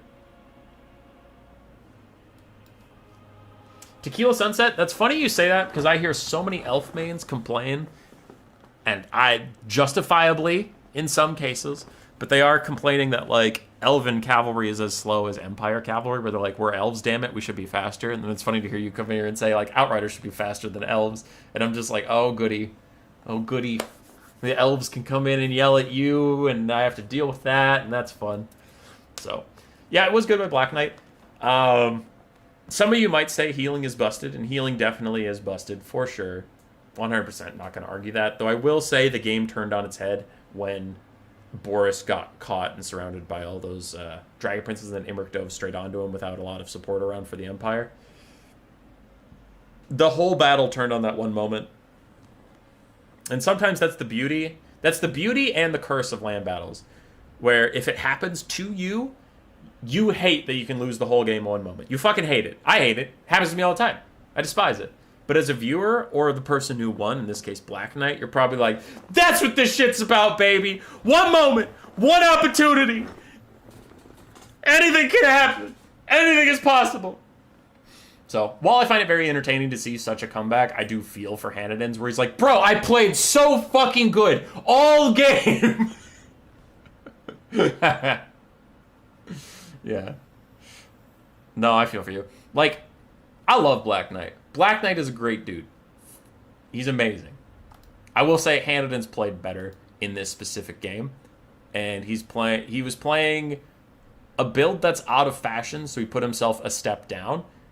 And then he's playing against the meta, which puts him a further step down. So he was fighting uphill, and he almost did it. I think he deserves high praise for that. But one mistake, and it was over.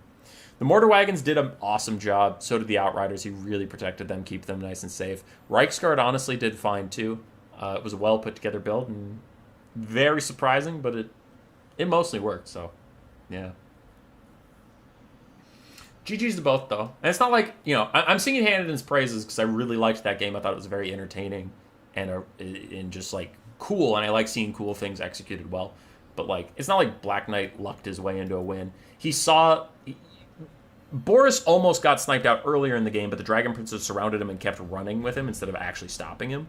So it was clear that Black Knight understood that if Boris ever lands, he needs Dragon Princes to surround him, and then Imrik has to come over. And the first time, Boris just didn't get trapped, and the second time he did, and he executed on it. So it's not like Black Knight just drooled on his keyboard and happened his way into a win, right?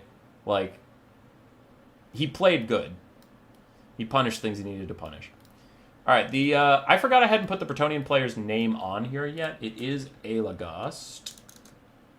So that is my bad. I put it on my personal one where I've been keeping track of the faction war up until this point.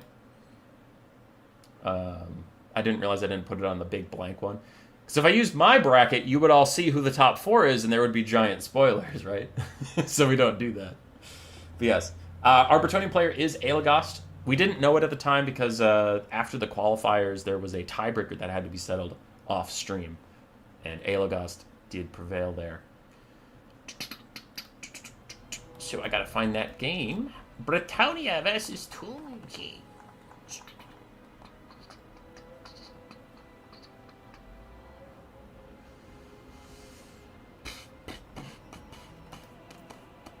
There we are. Bretonnia Tomb Kings in the last game of the first round for this half. Essential Scrutinizer versus Aelagast.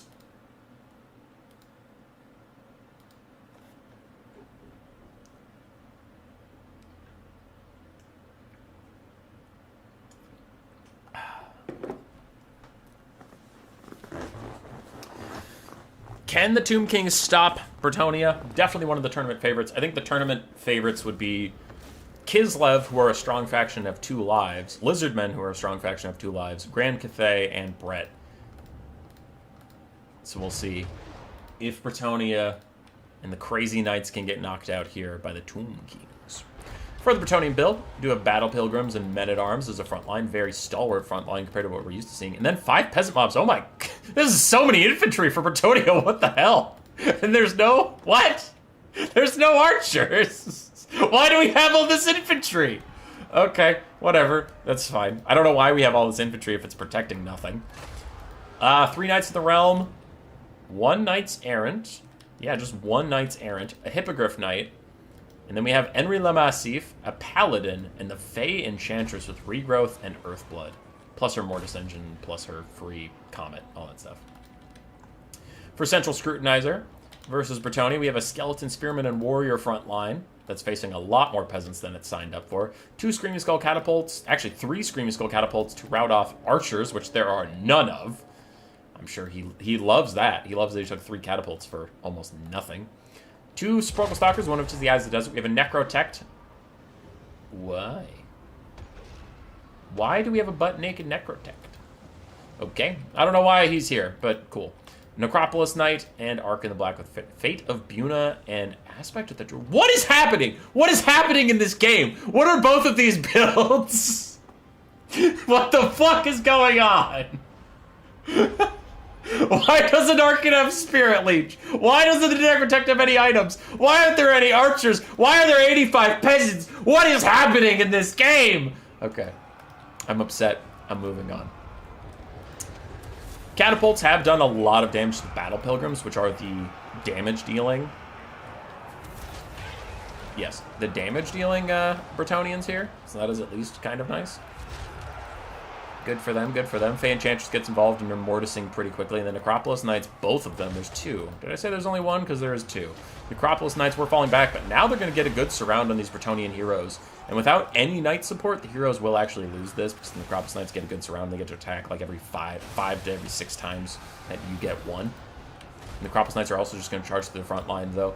I will say this is the 3rd time on this side of the bracket that something didn't go the way I expected because one side just spammed a shitload of infantry. There was Nurgle versus Skaven. There was Chaos Dwarves versus Norska, and now there's Bretonnia versus Tomb Kings. First Fate of Yuna is out. It's on to Knights of the Realm. The Royal Hippogriff Knights are not the target of that. I wonder if it would be worth it. They do have less models, and they have the ward save, so it could not be worth it, but that Fate of Yuna will pretty much delete a Knight of the Realm. All 3 catapults are still online, though they have less and less targets to actually shoot at, and Sepulchral Stalker is getting away from here, trying to fire at those Hippogriff Knights and punish them as they get away. Tomb Kings are ahead on the balance power for him now as that Knight of the Realm is routing off, and the Peasant Tide is getting really blobbed up on some of these skeletons.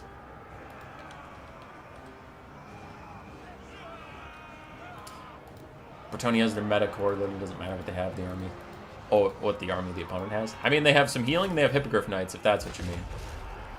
The Hero Hammer did run straight into Necropolis Knights, and they are regretting it, as Enri Lamassif is below half HP and now starts to get a regrowth. Paladin has also taken some damage. The Fey Enchantress is offering a bit of support, and the Hippogriff Knights are here to shut down some of these Screaming Skull catapults at last, though that does put them at the mercy of the Sepulchral Stalkers, who are both turning to shoot at them.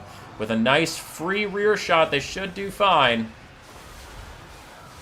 They're getting good damage out on those extremely expensive Knights, so we'll take that. Necropolis Knights are now going to join into the fight, though honestly, I think that they should stay away, and they do. Yes, I like that. Fight the Knights of the Realm. You don't want to obstruct the Sepulchral Stalkers, because the Sepulchral Stalkers are going to do way more damage to the Hippogriff Knights than you ever could in melee. Like, fighting Hippogriff Knights in melee with other cavalry is just not a winning formula, unless it's bears. War Bear Riders are the only cav I can think of that would actually trade up into Hippogriff Knights.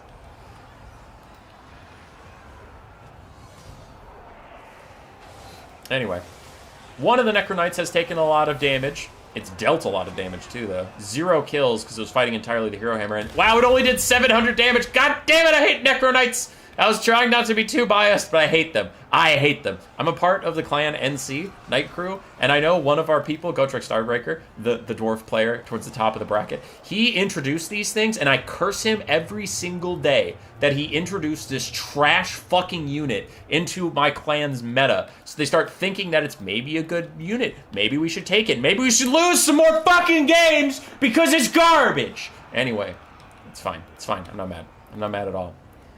Other Necropolis Knight is almost 1,000 value. That one's actually doing okay. Good for you.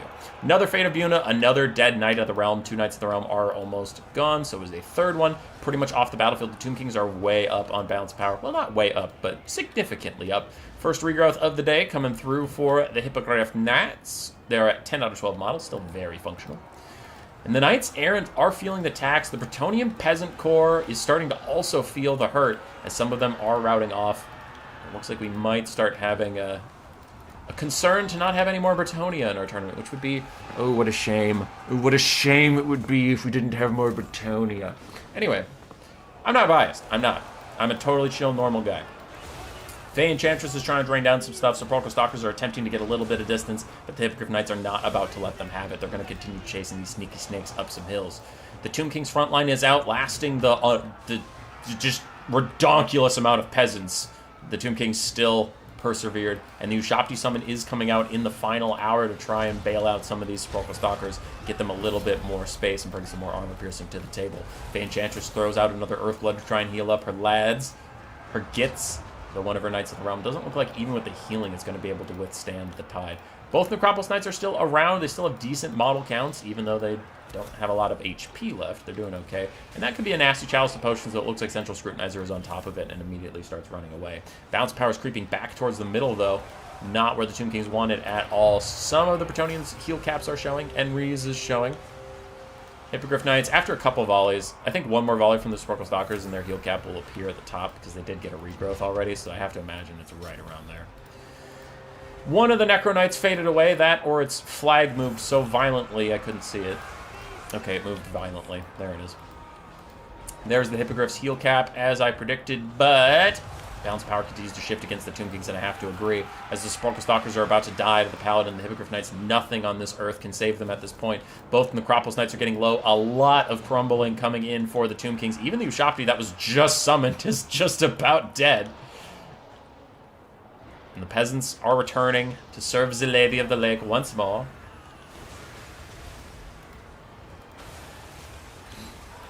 Battle Pilgrims rejoining the fight yet again. Favor of the Fae buffing up the Hippogriff Knights. And that looks like a desperation Fate of Buna onto the Hippogriff Knights. We'll see how much damage it even does to them.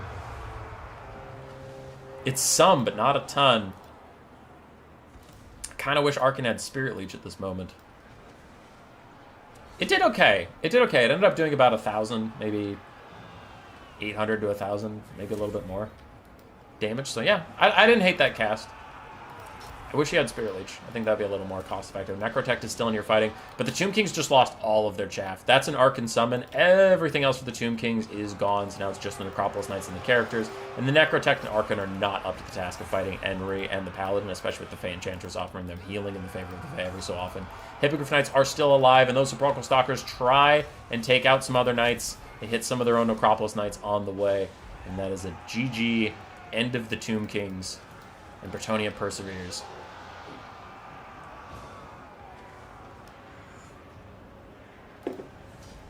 The meta for Warhammer 3 is just the Order Tide.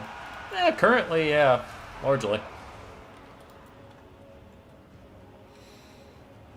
Rest in peace. That was a roller coaster. That was really a roller coaster.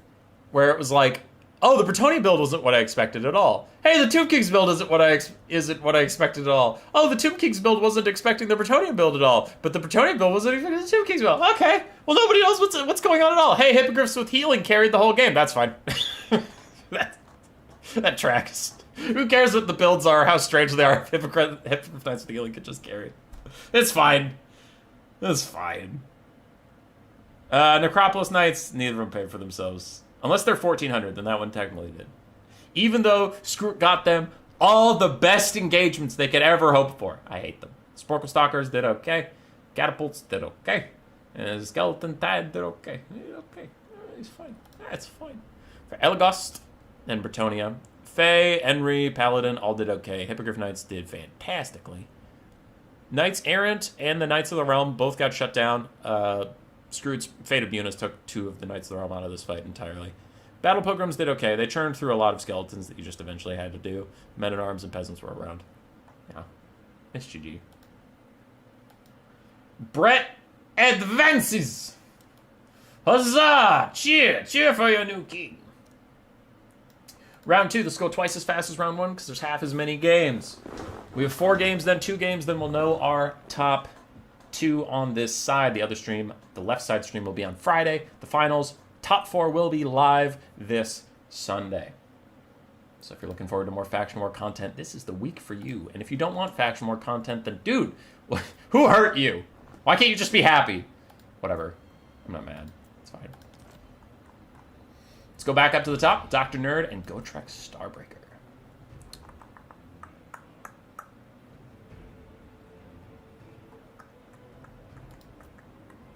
Here we go. Dwarves versus Kislev. One of the top factions versus Dwarves. However, Dwarves are not bad right now. They are fine. They're totally fine. Gotrek is an aficionado on Dwarves. Well, I don't think Dr. Nerd's main is even Kislev. Like, clearly he plays him fine, but like, I don't think Dr. Nerd would declare that he's a Kislev main or one trick.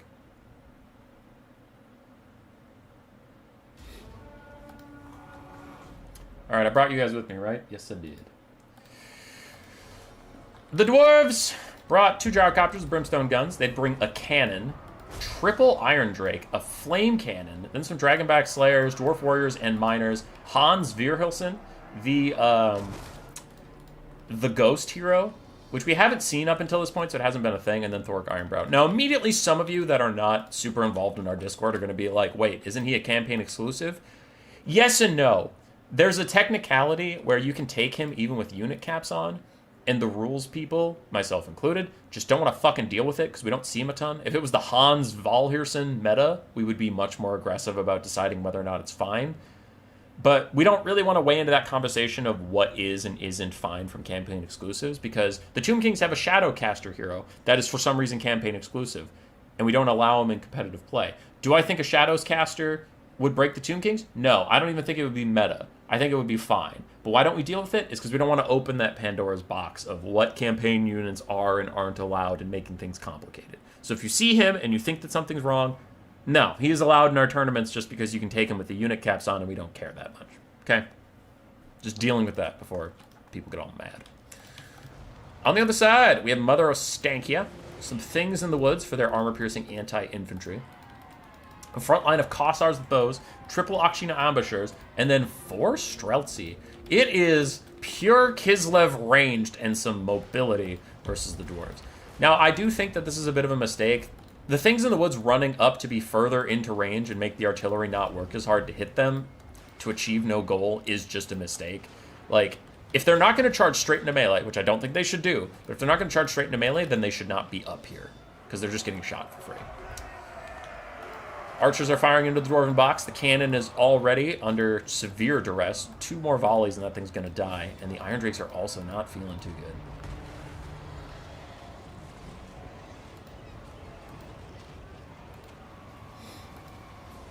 Damn, 141 people. People love Faction War, man. Iron Drake's already forced back as a Flock of Doom pushes them away, and Cannon's taking a lot of damage. This is a terrible start for the dwarves. But the Miners are out, realizing that they're facing 12 range and no melee units. They just come out here to try and get something done. And now the things in the woods are coming in to try and peel off these Miners, or at least they should be. We have some on one side doing that, but this other one needs to come back here and peel for some of these ranged units. Thork Ironbrow with his Rune of Negation, while he is netted, he does have 40% ward save, 25% physical resistance, and 15% missile resistance. He is going to take almost no damage from being shot while he is netted here. As Hans is also running out, the Flame Cannon is doing insane damage. Mother Ostankia has to come back here. The things in the woods also have to be way more aggressive about peeling. Like, these two are, but this one in the distance that's being forgotten is a huge problem for Kislev, because all their stuff's getting shut down while these Flame Cannons and Cannons are continuing to fire. They need this ranged online to shut down that Flame Cannon, or Mother Ostankia has to drive back there herself, go into melee, and shut this shit down. So really, Kislev not utilizing their mobility advantage as much as they could be. Things in the woods starting to kill off some of the Iron Drakes now is pretty good. The Mother Ostankia shooting at the Skolder Guard instead of charging into the Flame Cannon is a problem, as that Flame Cannon is destroying Kislev's backline. The Flame Cannons, after their buffs like 3 or 4 patches ago, can do a ton of damage if they get into this medium range point. That is the problem, though. Flame Cannons don't have super long range, and at short range they can't hit you, so their usefulness is extremely limited, but in this exact situation, they'll wreck kids. More Iron Drakes getting shut down by the things in the woods. Thork has taken a ton of damage in this time, and the Brimstone guns are still trying to fire, still trying to shoot, still trying to do anything, really.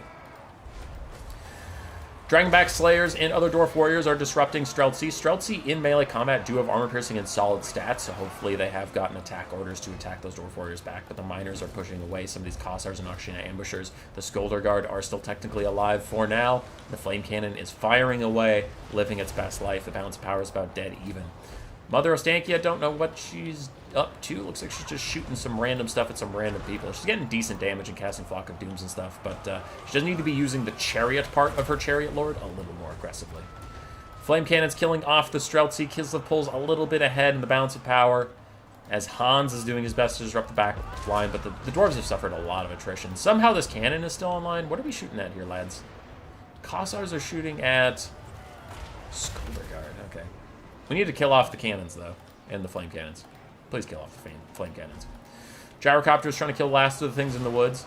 Get rid of them so that their backline can fire a little bit more. Mother Ostankia is still doing okay. The Dragonback Slayers plus the Dwarf Warriors are killing an awful lot of Streltsy. Kislev's getting whittled down by the backline. Uh-oh. B-Master pointing out in chat, I agree 100%. Thoric being a distraction Carnifex, while all that matters is the artillery. For sure, and now a Rune of Negation is even on the Flame Cannons to give them some damage resistance just in case they had targeted, but they've gotten 3,000 value. Kislev's non-priority onto the Flame Cannons is...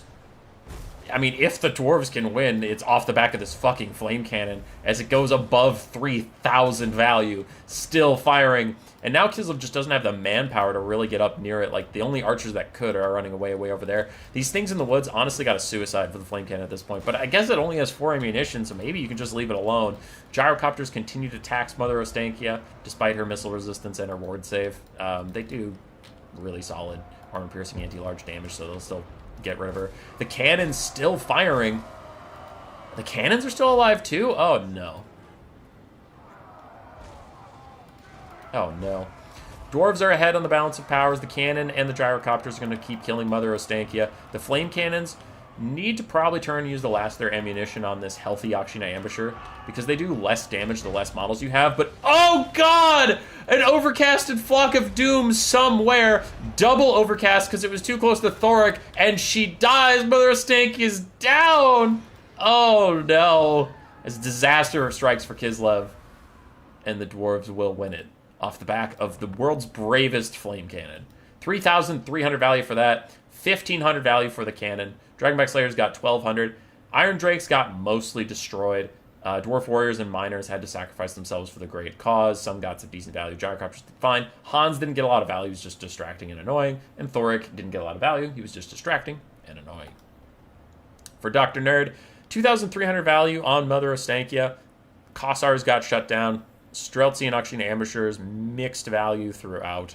And then the things in the woods struggled to get their value back, too.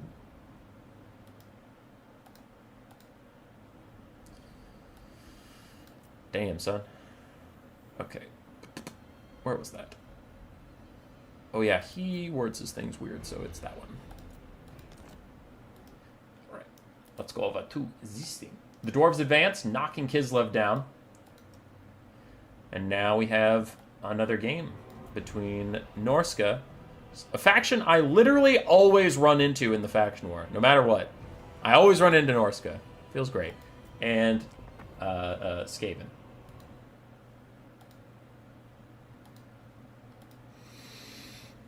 Okay, Skaven Norska. No bias.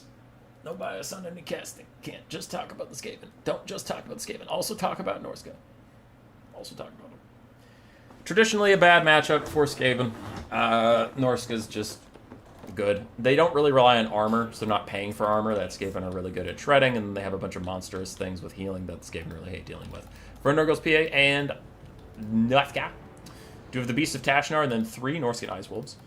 Cold Voider Frostworm Regiment of Renown, a Skinwolf Werekin, a Deathcaster with Fate of Buna and Spirit Leech, Throg the Troll King, but naked, and then 4 Skinwolves and 2 Whole Marauders. On the side of the Skaven, we have 4 Skaven Slaves, because if the enemy has a front line, it's going straight through your clan rats anyway. 2 Poisonwind Globes, an Avalanche Mortar Team, 2 Eshin Triads, 4 Rat Ogres, 3 Wolf Rats, a Grey Seer of Ruin, and a Packmaster. The Grey Seer of Ruin does have Death Frenzy and Howling Warp Gale to try and reduce the leadership and melee attack of a Norscan build. And I wish I had Flensing Ruin now that I see he had 4 single entities. That would have been nice, but usually Norska goes more wide, and Flensing Ruin isn't really that useful against Skinwolves and Throg. Because I took Flensing Ruin in the last faction war versus the Green Ones Norska. I took Flensing Ruin on Ikka Claw, and he just had Throg tank every single one and heal through it, and he kept his Deathcaster very far away. So that's fine. That's fine. It's fine. Cold Voider is running through all these guys. The Avalanche Mortars try and punish the Beasts of Tashnar. A little bit of friendly fire on my Wolf Rats of Poison, but it's worth it for those Beasts of Tashnar to get rid of them. Norscan Ice Wolves get in onto the Skaven Poisonwind Globes, and these other guys are going to charge, and it looks like some of the Skaven, yes, they do get attack orders just before they're attacked, but a nice breath attack from the Cold Voider, taking out some of the Eshin Triads. I've already run off the Marauders, so now all my Globes and Avalanche Mortars are trying to focus on other things. The Avalanche Mortars barely got movement orders, not attack orders. Oh, they didn't have attack orders, because these are both Skinwolves. I wouldn't want to bomb my own guys. Got it. Packmaster Triads and Dogs with a bunch of buffs from the Gracier. An overcasted Death Frenzy trying to fight back against these Skin Wolves, doing okay over here, and Globes kill off some Norscan Ice Wolves, and Skin Wolves doing good damage on that side. But we do get a Fate of Buna onto one of my Poison Wind Globe teams that's at full HP. We'll check back on it after the Fate of Buna. Eshin Triads and Rat Ogres chasing off Skin Wolves, who are not having a good time so far. Skaven are up on the balance of power. Howling Warp Gale is cast to keep the Cold Voider in place, but also just to lower the leadership and stats of them. And no bias, but Terror Routing at full HP sure feels good! Anyway, moving on. Packmaster's fighting the good fight with his Rat Ogres, but he's going to back off soon, and the Avalanche Mortars punish a little blob of Skin Wolves. Doesn't do a ton of damage, though, because Skin Wolves aren't infantry. We did route off those other Skin Wolves with my Triads, so that's really cool and great. My Packmaster routes, because he's not having a good time, but Wolf Rats are back. They can maybe support him. Running off Marauders in the distance, that's fine, man. They're not going to matter in the state of this game. Dogs are back in briefly. I used them to make sure that Deathcaster got away from my Packmaster so he can come back. We have some Triads back, and the Gracier routes off these Skin Wolves. Other Skin Wolves are so close to routing that as they run away from my globes, I will route them even further. Take that. Bounce power is about even, slightly Norsca favored. All my bros are routing as Norscan Ice Wolves come back, and they have 1/4 HP and a full leadership bar, and my guys have 2/3 HP and no leadership bar, which does feel fair. Why do I have a bunch of messages from Kaiju? Okay, cool. It's not related to this. Gotcha. Trying to route off some stuff. Skin Wolves getting chased down by my Packmaster. And the Triads, other Skin Wolves just getting chased off in general. The Avalanche Mortars are back and try to fire at these dogs so I can at least get a little damage, and Poison Globes getting run down by Skin Wolves. Should have brought double Hell Pit Keelkite Mob. Yeah, maybe. Maybe. Another Howling Warp Gale onto the Cold Voider. And now I start to run away with the Packmaster. 95 speed versus the 75 speed of the Skin Wolf Werekin, but he's catching up to me, and now I get frostbitten by the dogs, so I can't get away. Route off all the Norscan dogs, keeping the Avalanche Mortars alive despite all of the pressure. Gracier is full health and doing his goddamn best. We have Poison Globes getting eaten alive by Skin Wolves. There's not too much I can do about that to save them. Packmaster still crawling his way back to the Eshin Triads, back to the Rat Ogres. We have a nearly full health Eshin Triad. We have a full health Rat Ogre. Gracier offering all of them buffs. He has the Wall of Unholy Sound, plus he's debuffing the enemy. Anybody that's near him does take the -4 leadership from my Verminous Whale thing. It's all of his single entities. He does do a breath attack straight down, but it does almost no damage to my Eshin Triads. We fucking got this, baby! Oh, he's fighting on top of the Triads and the Rat Ogres, and my Rat Ogres are getting healing from my Packmaster. It's so fucking lit! And then we get Death Frenzy onto the Triads, so they have all the stats and all the ITP. They're gonna shred some fools! Take that, Cold Voider. Get fucked, idiot! Get fucked! Ah, he's taking so much damage! He's taking so much damage! Rat Ogre's still running around. One of them Terror Routes at 1/3 HP. That seems fine. Packmaster's still trying to fight it out with these, with the Skin Wolf Werekin. Triad's still fighting. More Skin Wolves join the fight against my Halberds on top of the Gracier of Ruin, but the Gracier of Ruin is slowly getting Spirit Leech down. And the Skaven have some more routing units. I have Skaven Slave's going to get run down by Norscan Ice Wolves. My dogs will go take care of his dogs with a little rear charge. Deathcaster's chasing off my Avalanche Mortars. Joke's on you! I don't need them anymore! Boop! Take that. Spirit Leech still poking down my guy. Cold Voider is routed off. Packmaster and Rat Ogre still fighting, but my Eshin Triads fucking Terror out, even with the Gracier alive, even with the Gracier giving them multiple leadership buffs. They fucking Terror out, but they're coming back. I have 2 of them. They're gonna go fight Throg, and they're gonna go fight the Skin Wolf Werekin. I have an ITP, amazing, super awesome spell, Death Frenzy, to keep them in this fight. Packmaster's kicking tons of ass, and he's trying to tear out off the Skin Wolves. My Rat Ogres run off everything. These other Skin Wolves are coming back, but they'll have to fight Skaven Slaves, and Rat Ogres will be fine!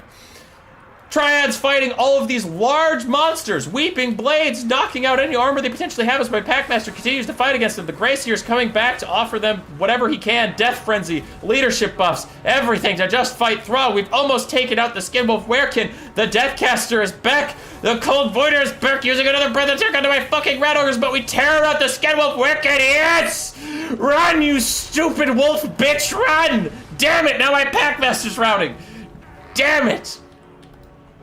Okay, Avalanche Mortars are back. Don't know what they're gonna shoot at for now. Not really sure. Another Howling Warp Gale to keep that guy in place on top of my Eshin Triads who are fighting Throg, who are fighting all these people. Another Spirit Leech onto my Packmaster. Unholy Claimer's trying to get it back. Rat Ogres will join the Packmaster running next to the Skinwolf. It's gonna be fine. Avalanche Mortars trying to peel themselves from the dogs. They peel themselves from the dog. They're fine. Eshin Triads get rid of the Cold Voider again. It's gonna be fine. Half health Throg. We gotta fucking beat Norska like one time. Like beat Norska one fucking time. Rat Ogre's chasing off the Skinwolf Werekin. My Packmaster's still negative on leadership, and the Skinwolf Werekin is routing away from the Packmasters. It's going to be fine, as my Avalanche Mortars have fire at will on. They accidentally allow. My Packmaster is back, nearby in the area, but the Skinwolf rallies in front of the fucking Rat Ogres, because I hate that that's a thing! I hate it! He turns around, he's going to fight my Rat Ogres. My Packmaster tries to get the fuck out of there and get to some safety, while Spirit Leeches continue to whittle down by Gracier, and at 69 HP, nice, he fucking dies, and the Ashen Triads that are still surrounding Throg, and they've been surrounding Throg all fucking game, are gonna start routing. That's not a problem, because we're chilling, because the Rat Ogres ran off the Skinwolf, right? No, they didn't. He came back in their face. Well, the Packmaster's gonna come back, right? No, he didn't. He's routing with positive leadership, because that's fine. Why doesn't he just do that? As everything fucking routes, and we're gonna lose to Norska fucking again. I can't win this matchup. I can't.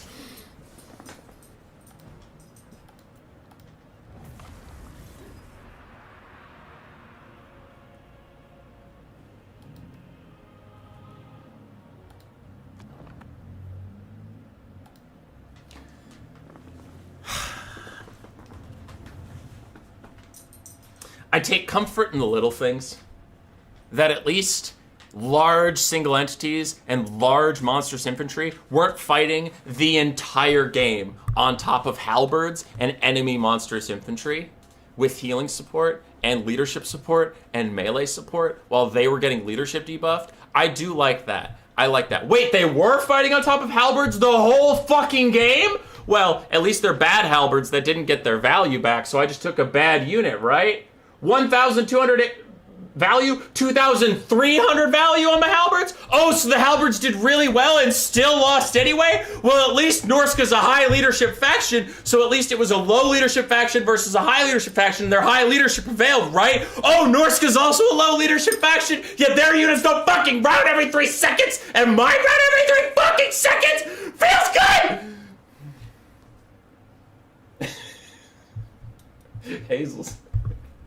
Hazel's very concerned.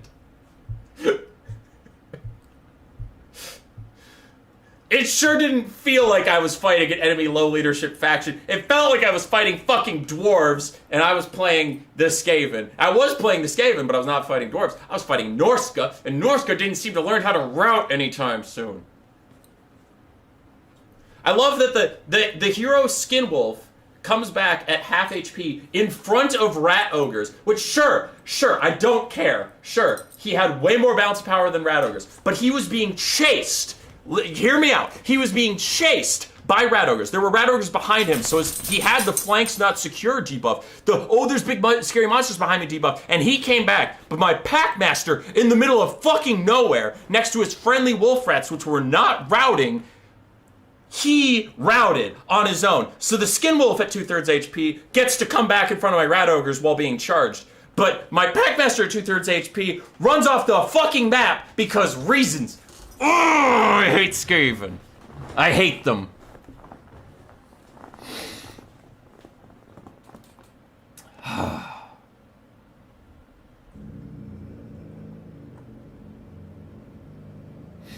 Hazel's mad at someone.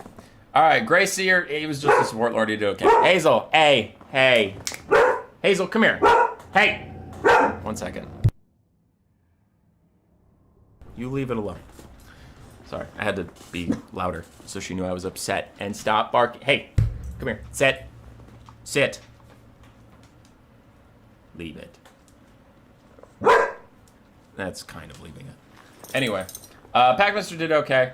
Avalanche Mortars, I was expecting more Marauders that I could kill, or Skirmish Cav or Jav Throwers, so they just didn't have anything to do, unfortunately. Rat Ogres did fine. Triads did amazing. Globes also both paid for themselves. Dogs did fine, and Skaven Slaves did fine. On the other side for Nurgle's PA, Throg did great, despite fighting... Will you stop? Hey. Despite fighting on Triads all game, which I'm not mad about, he did fine. Deathcaster did great. Cold Voider actually did well. Nurgle's PA did play well with the Cold Voider. He got some good breath attacks, got some charges, stuff like that. Skinwolf Urkin was cool. Do like seeing that unit. He is actually pretty neat. We don't get to see him all the time, so I liked him here. He did good work. He was actually really good. Skinwolves got okay value. Dogs did well. Marauders got murdered. GG.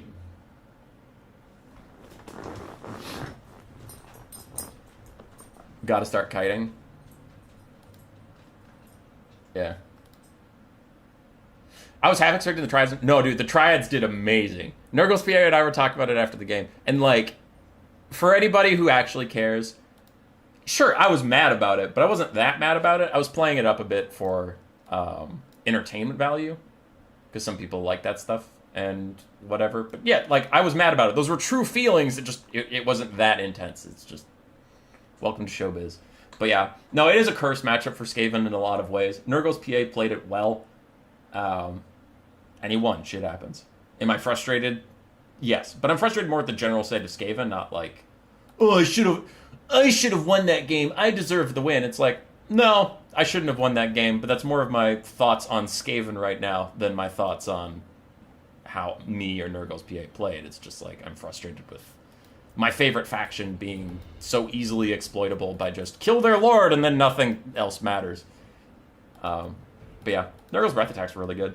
His Spirit Leech targeting was nice. His Fate of Buna killed off one of my Poison Globes, which I like that he mostly left the Avalanche Mortars alone, realizing that they weren't that much of a problem for his build. He was like, whatever, they can kill my Marauders, fine, I'll kill the Globes. That actually threatened my Skinwolf.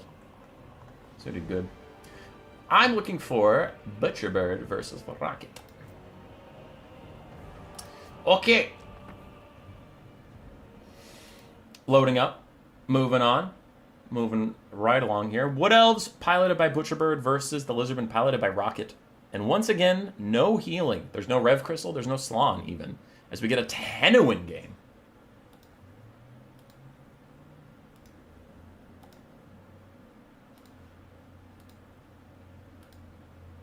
Skaven versus Lizardmen is Skaven favored? Lie. Is there a matchup that isn't cursed for Skaven? There are plenty. And this is a lot of the pushback I get.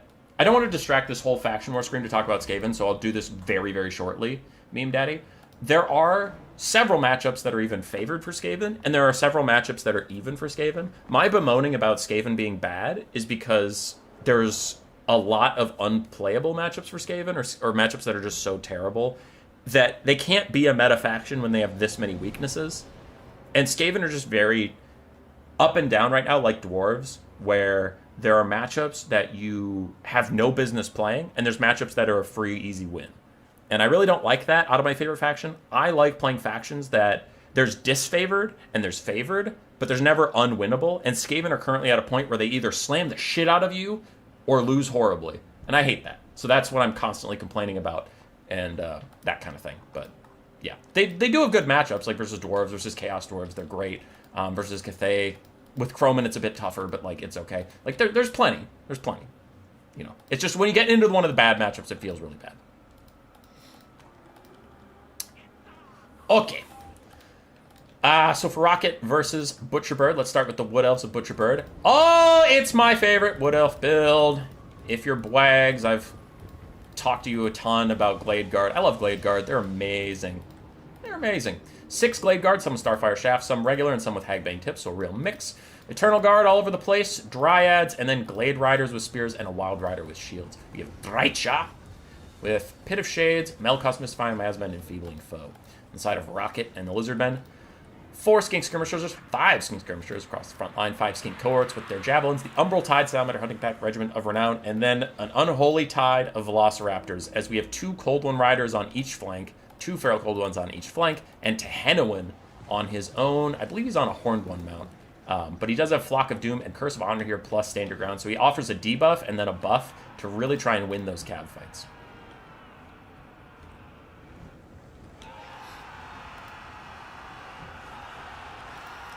This is the most kite build I've ever seen. Nah, dude. His game 1 was the most kite build you've ever seen.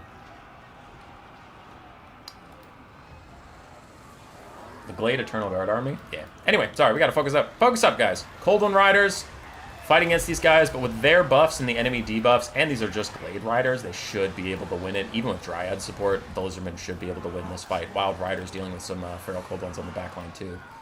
This is maybe a little bit of an overcommitment of cavalry on the same spot, and on the other flank, we also see the same thing, but this one gets punished by a Pit of Shades and archers firing against the Lizardmen are taking some heavy casualties. But the front line of the Wood Elves doesn't seem to be holding up under the pressure of the Skink Tide, and the Umbral Tide even managed to get in here and start firing uphill into the Glade Riders? Looks like the Glade Guard Starfire Shafts and these Hagbane Tips haven't noticed them yet, or they would be surely shooting at them, but Rocket is using his frontline resources to try and secure a bit of a backline advantage and shut down Butcherbird's archers. Because the archers are the only advantage the Wood Elves have here. The Lizardmen have, on the specific battlefield, not in general, but on the specific battlefield, the Lizardmen have the infantry advantage and the cav advantage. The Wood Elves only had archers, so they really need to try and defend them. And they're trying to defend them, but there's just so much shit going on. Salamander's still firing in. Some of the Feral Cold Ones and Colden Riders are getting in here, though Drycha and her Malevolent Dryad summons are getting rid of some of them. Other Lizardmen are just continuing to push through.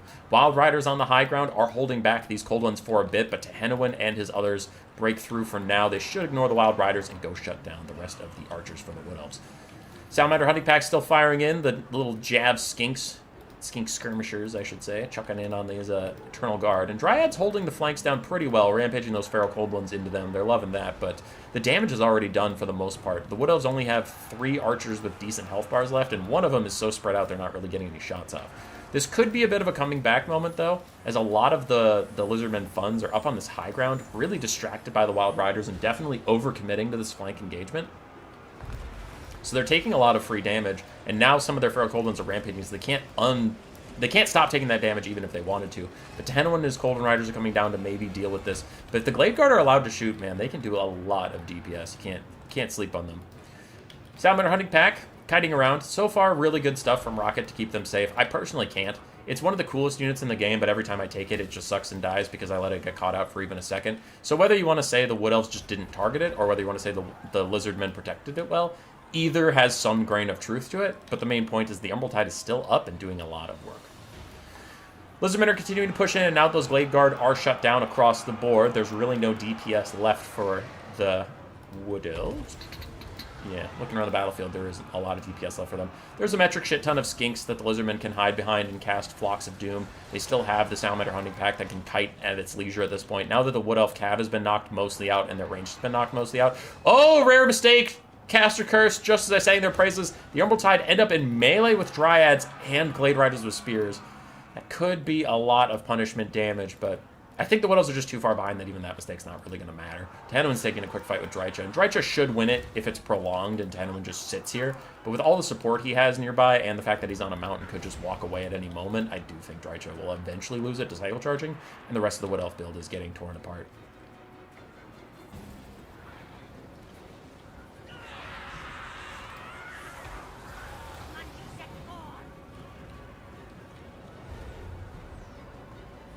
Healing is still strong with Grail Knights fixed. He's a hard ban.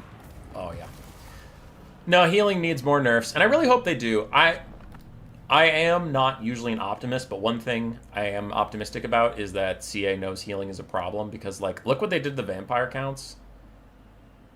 And they brought the vampire counts from being, like, super toxic into an actually pretty decent spot. I would even vote the vampire counts need buffs right now.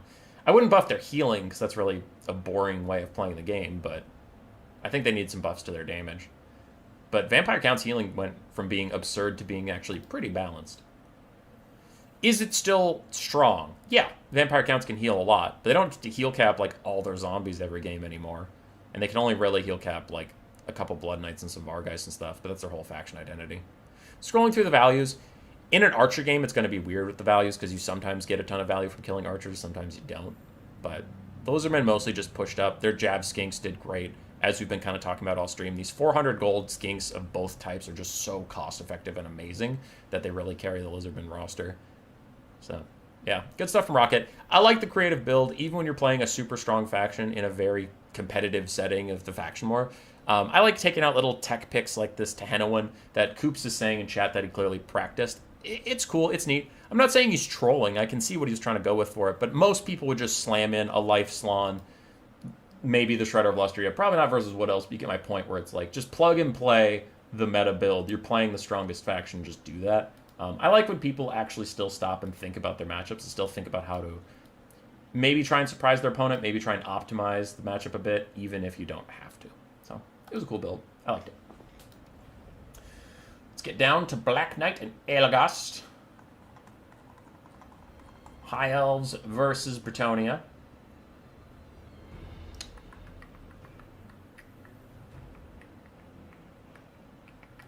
What am I doing here? That's the Lizardman game I need. This is the game I need to delete. There we go. Hello. No, it's not the game I need. I don't need Lizardman right now.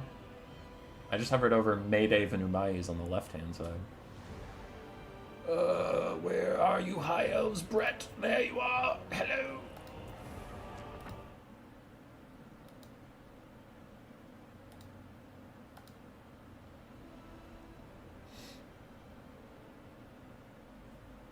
Okay. Here we go. Bretonnia versus High Elves. Now, as I said earlier with Black Knight, he has one build that he is specialized in. He makes little tweaks to it. This one, since we saw him in round 1 versus Hanadins, he cut some Illyrian Reavers, added 2 more Archers, and he added a Metal Caster, which is interesting. I don't think I've really seen him do that much. Let me guess, the stream's about to end in the next 10 minutes? No, we still have 1, 2, 3. We have 3 games left to go, meow meow, out of 12. I believe it's 12.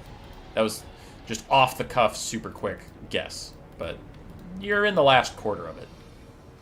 Anyway, what do we got here? Black Knight's build, we've seen it before, though he did bring a Plague of Rust caster to try and make Bretonnia a little more vulnerable to his archers. He did bring more archers and a couple less Illyrian Reavers. We still have Imric, still have a life caster. She probably just has Earthblood, just Earthblood. On the other side, for Bretonnia and Elagast, Grail Knights, and Knights Errant. So 2 Grail Knights and a Hippogriff Knight. This is much more standard than his Tomb King's game where he took a really strange build. It worked out for him, but it was strange. This is much more standard Bretonnia. 2 Grail Knights and a Hippogriff Knight. Fey Enchantress for some healing. Done. There's another version of this with like Luin, a Hippogriff, and 1 Grail Knight. And then you have a Life Caster that's not the Fey, but this is one of the standard builds. Peasant Mobs and Battle... Ooh, Battle Pilgrims still. Some Men-at-Arms too, but... I guess it looks like just 1 Battle Pilgrim. You do have a Grail Reliques for some extra leadership, and then some Peasant Bowmen, 3 of which have Pox Arrows, though 1 is regular.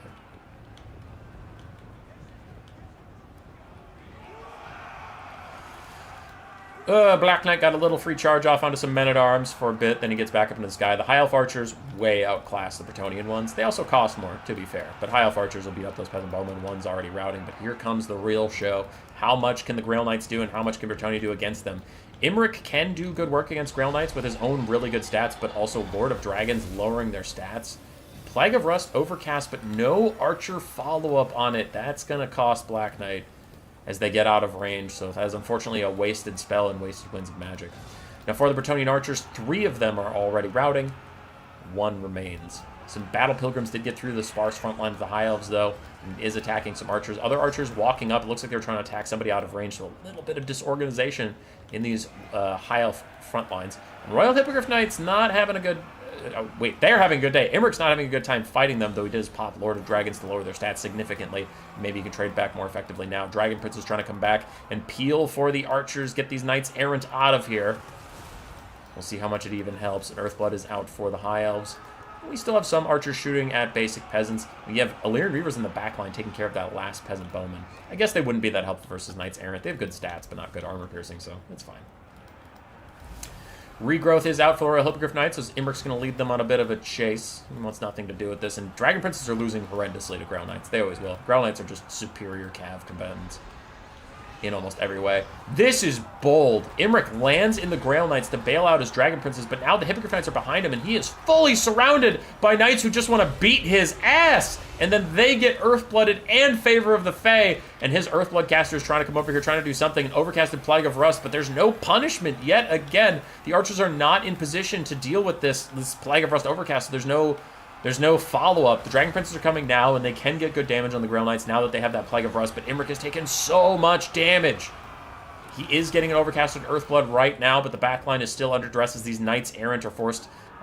they're fighting archers, and Dragon Princes are dragged over, forced to fight 700 gold cav just to bail out some of their archers as more Grail Knights continue to pile into the back line. Imrik is about dead, and he does rout. Oh, Illyrian Reavers and Dragon Princes, everybody just trying to muck up the area and keep Imrik a little bit safe so he can maybe get back in the air and get to safety, but the Hippogriff Knights can just run him down, even in the air. Imrik shatters. That's probably the end of the High Elves' hope here. I don't think they can really carry without Imrik. They just don't have the DPS. Dragon Princes and Illyrian Reavers taking a horrible cost in this fight with the Grail Knights and Hippogriff Knights, and on the backfield, Grail Knights are going burr through as many archers as they possibly can. There is a healthy Dragon Prince that looks like they're going to do their duty and try and defend the archers, but it's not going to be something they relish as the Grail Knights, if they even turn and look at the Dragon Princes, they'll demolish them.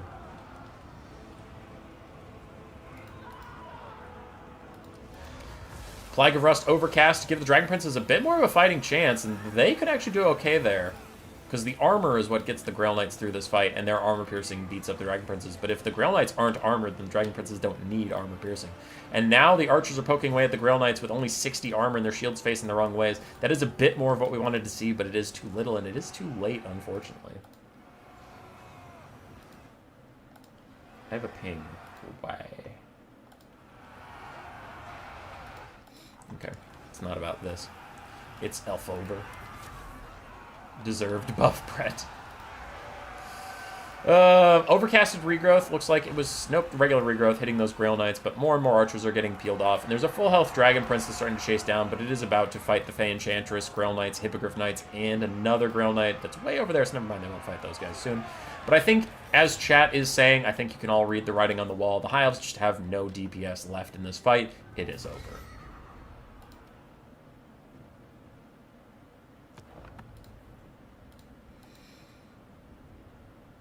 Hippogriff Knights, 2,800 value. Grail Knights, 1,100 and 1,700, and they were very healthy, ready to still keep fighting. Black Knight, I liked his idea. He made some minor mistakes here and there, but as you are saying, I also agree with you, chat, that it is a tough matchup, and sometimes that is how it goes in a single faction tournament or a faction war type tournament. Sometimes you get Skaven Dwarves, sometimes you get High Elves Bretonnia, and it's very difficult. But Black Knight tried. He gave it hell. He never complained. He never whined. So GG. Bretonnia advances to go fight the Lizardmen.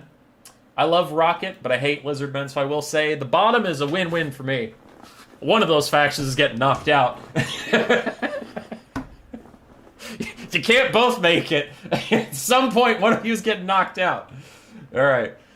We have 2 games left in the stream. Who will be in our top 4 live showdown on Sunday? 2 of these 4 options will make it. Nurgle's PA's Norska, Gotrek Starbreakers, Dwarves, Rocket, Rose, Lizardmen, and Elogast on Bretonnia.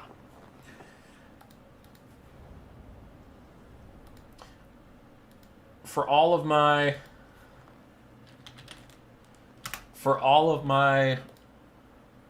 bemoaning of Norska when he trounced me, when he put my head in the toilet and hit flush like 5 times, I will say, Gotrek is my clanmate, and that is great. I also find dwarves can be unfun to watch. Though, actually, you know what? I'll give him credit. Today, he's had some pretty fun builds.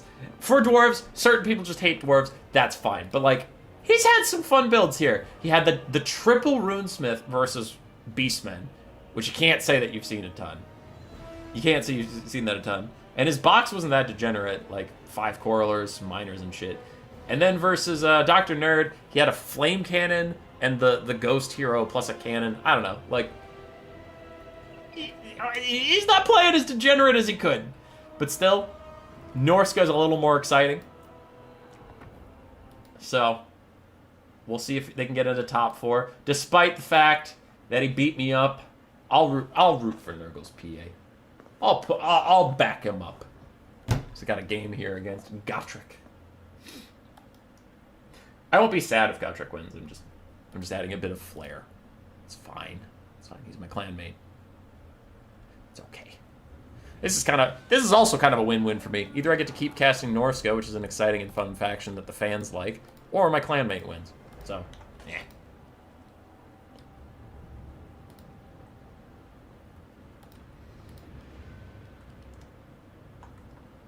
Multiple runesmiths makes a lot of sense, yeah. Alright, what do we got here? For Nurgle's PA, we got Marauders with great weapons. A bunch more Marauders to try and drown the dwarves. And then we have 3 Norscan Ice Trolls. Holy crap, that's Chad. With their Frostbite, I guess they do slow you down a little bit. But other than that, I mean, they're trolls. They're regenerating, armor-piercing, good stuff. Sorcerer of Metal with just Final Transmutation, and then the Scroll of Power for another Final Transmutation. Or is that to use on Wulfric, actually? You could get up 2 Sea Fangs pretty quickly. That could be cool. 2 Feral Manticores, and then Wulfric on... Is he... Oh, wow. It is Chariot Wulfric. I am scared and alarmed, but a little excited. Hunter of Champions, Fight or Die, and Sea Fang.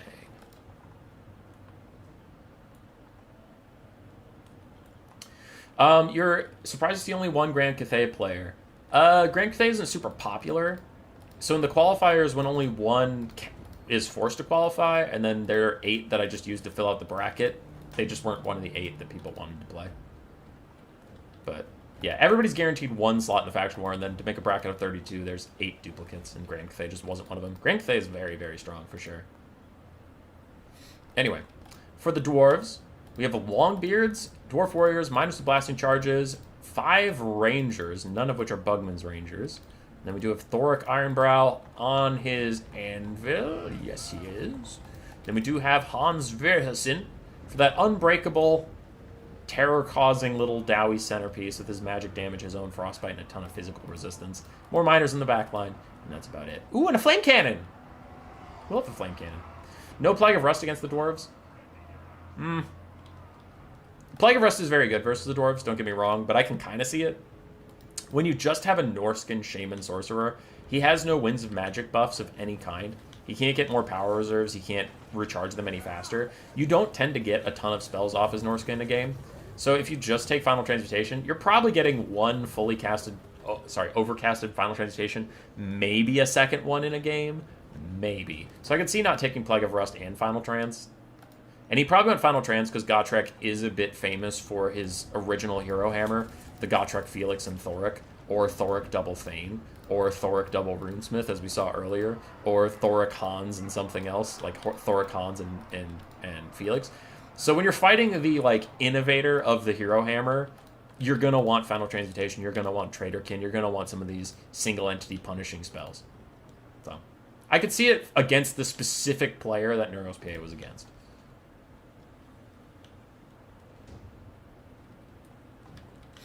That looks like an awful map, too. Peaks Pass, it's a huge map. I'm going to fast forward as the sides line up on this gigantic map they're trying to get together. Now, obviously, when we picked the maps for the Faction War, I didn't pick them with Dwarves, Norska in mind. We had every faction in mind, and it's like, okay, well, Beastmen, Wood Elves is very exciting on a big, huge map, or Empire versus Skaven is exciting on a big, huge map. 2 melee factions, one of which is the slowest faction in the game. Not super exciting, but you can't look in the future and know that. I will fast forward until we really get into the engagement, then I'll slow it down. As the Flame Cannons take their day out on the Marauders with great weapons, Norska has set up a full surround, and they're coming in now. Berserker's trying to dodge a little bit. And Rangers are going to do some good damage here. Most of the Norskins don't even have shields, and the ones that do just have bronze shields, but it looks like the Rangers, for the most part, are aiming at these great weapons, and the Berserkers that have no shields. Manticore is chilling at a distance for now. The Norscan Ice Trolls are going to have to move up soon. They do have superior speed to their infantry cousins, so they'll get here with plenty of time. Wulfric is also staying away. I think he's staying a bit too far away, but he is coming now, so he'll get here eventually. Some of the Marauder Berserkers are going to get pushed off by the Flame Cannon soon. It just has a lot of leadership debuffs with that burnt thing that attaches to it, plus getting shot by artillery is brutal. Rune of Wrath and Ruin also dissuades some of these Berserkers, but the full surround is in already, though. 2 Terror Outs away from Hans. The Marauder Berserkers are pushed away. Well, basic Marauders are pushed away. Berserkers will be pushed away soon. Thoric pumps out a buff, giving fear to some of his units to help get rid of those Berserkers. They're only ITP. Oh, they're ITP all the time. It's not relying on the Frenzy. Okay, cool. I thought they were maybe only ITP with Frenzy. Yeah, the Marauders are all falling apart. Wulfric hasn't even gotten here yet. He also hasn't been able to cast Sea Fang just yet. And the Feral Manticores both dive onto Hans and the Flame Cannon, trying to do some disruption. But what's rather disrupting is 5 Rangers pouring arrows into you, as one of them is going to die straight out. The Norscan Ice Trolls are here, but they get hit with that Flame Cannon, lowering their leadership to -31. Oh my god. Okay. I complain about Skaven leadership, but that was some pathetic leadership on their side. I know a combination happened that got them down, but Jesus. The Rangers turn their ire onto the next Manticore, and they do cause it to start rampaging, so now it can't dodge any of their further attempts. Any of its further attempts to get to safety. Norscan Ice Trolls are fighting. They're disrupting some of the Rangers, and Wulfric charges straight through, trying to disrupt some of those guys, but the damage might already be done. Norsca is running on fumes even this early into the actual game. 7 minutes, 30 seconds is weird for early, but it was a long setup period on a huge map, so the actual fight's been going on for about a minute and a half. Here's the first big final transmutation. It's going to hit a lot of dwarves, including Thoric Ironbrow, so that'll be a good cast overall from them, doing a lot of good damage. But it just doesn't matter. As Nurgles PA was saying a little bit in chat, this is a tough matchup for Norsca. It's very, very hard. And it looks like Gotrek knew how to handle it too, bringing his little terror piece and then a spaced out box. Not as hard box as he could have been. There's a second final transmutation. Also overcast from the Scroll of Power. Oh, that is cool. Double final trans. Really punishing this dwarven flank. It's just too little, too late. As Wulfric is now Master Rune of Slowness in some of these Rangers. Not that anything's really going to shoot at him that much, but I think from this point the dwarves are just going to focus on routing off everything that's not Wulfric, leave him alone in the late game, and then kill him. No, they're actually just going to take the fight to him now. With Rune of Doom popped and the armor piercing of Hans Verelson, they feel confident to take this fight in the middle of their own Rangers. And Wulfric, he took overcast damage from casting Sea Fang, because Thoric's little thing actually affects most of your abilities if they have any wind-up time, even if they're not Winds of Magic spells, so Wulfric does take damage for casting Sea Fang anywhere near Thoric at all. Balance power shifting against Norsca. The Manticore is still trying to stop the Flame Cannon, but as we saw with that Exalted Hero fighting my Warp Lightning Cannon in the third game of the day, single entities are strangely bad at knocking artillery offline. Like, they're just really bad at it. So, the Flame Cannon endures, and the Rangers push that guy off. Balance power shifting to army losses territory, and I definitely agree. Norsca's infantry is all but gone. Their single entities are both not really feeling the best either, and their ice trolls are still trying to regenerate up a little bit, but their leadership is completely failing them.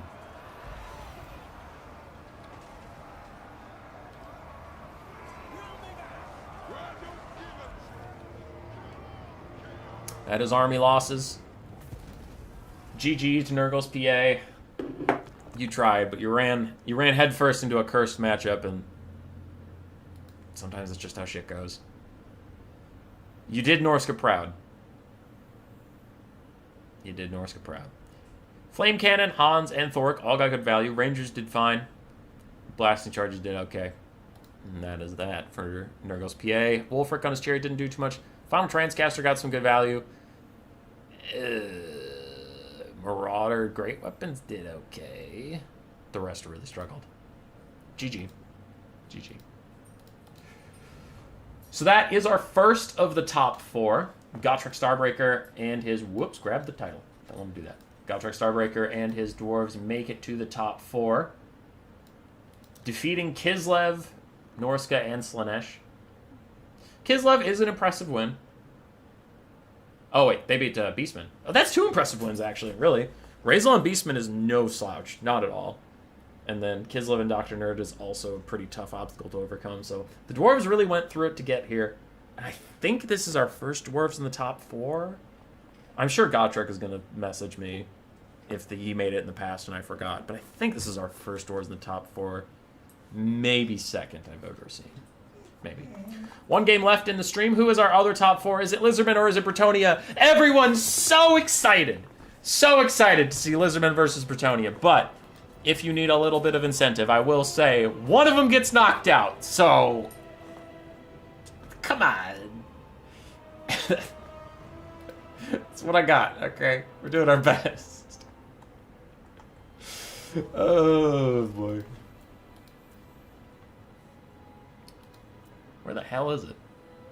See, now at this point, I'm looking for a needle in a haystack because most of my Faction War replays are for the left-hand side. I'm looking for the one Faction War replay that's on the right side. There it is.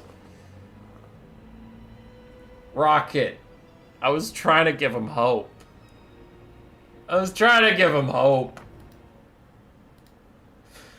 It's a Temple Guard Saurus healing box. Oh, God.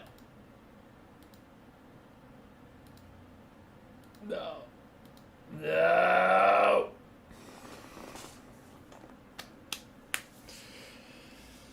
Okay, let's get through it. It's a Temple Guard Saurus heal box versus Bretonnia. Yep, Lucy. Yep. Here is the other meta Bretonnian build. This is a very meta, very strong Bretonnian build. Grail Guardians or Grail Knights, either works for different reasons, but you get the point. Royal Hippogriff Knights, Lewin, and a Grail Blank. Then we have some Archers, a Men-at-Arm front line, Peasant Mobs. We actually have some Foot Squires, which is a little spicy, a Grail Relique, and a Damsel of Life with Regrowth and Earthblood. Who's the Warriors of Chaos rep? Let me look. It is Sir Groot. The best way to fight the Bretonnia as Lizardman? Oh, it's a good build. I just meant entertainment-wise, I'm not looking forward to it. Entertainment-wise, I'm not looking forward to it. But it's a very good build, for sure. I'm not particularly excited about the Bretonnia build either. I'm not pretending that, like, oh, this build is glorious and this one's dog shit. Both of them, I'm like, gross. Anyway, it is a big tournament. There's a big prize. There is a lot on the line, so they're going to try their best. We have Saurus Spears, 5 of them, one of which is the Legion of Chakwa. We have 2 Temple Guard, one of which is the Star Chamber Guardians, 2 Ancient Salamanders, the cohort of Huatl Sacred Crocscores, and a Life Salon with Regrowth and Earthblood. The Ancient Sallies are going to try and poke down the Foot Squires and then maybe start shooting at the Archers after that, though I wonder if they even have enough DPS to really knock out the Archers, or if the Archers can just walk up and start shooting at the Ancient Sallies. Actually, now that I say that out loud, he's probably hoping that they do, and he's going to just start dodging, or they can shoot at his Saurus, which he'll be fine. A Banishment is cast back in some of those Peasant Bowmen to try and get rid of them, but Lewin dives in completely alone to start sniping the Salon versus these Sacred Crocscores. Grail Guardians charge into the front line to try and help Foot Squires and Peasant Mobs. They'll have to back off pretty soon. Lewin turns his ire onto an Ancient Salamander instead, and some Temple Guard are nearby, though I think Rocket maybe... Okay, he is going for it. I was wondering if he was avoiding the bait because he didn't want to break formation, because Lewin's just going to walk away like he is.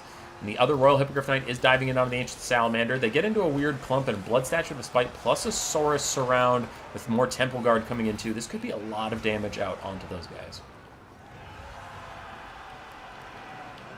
Yeah, it's a lot of damage. For not being netted or anything, I mean, they took a 1/5 of their HP. What up, Black Knight? How we doing? We just cast, we cast your games. You tried your ass off, bro.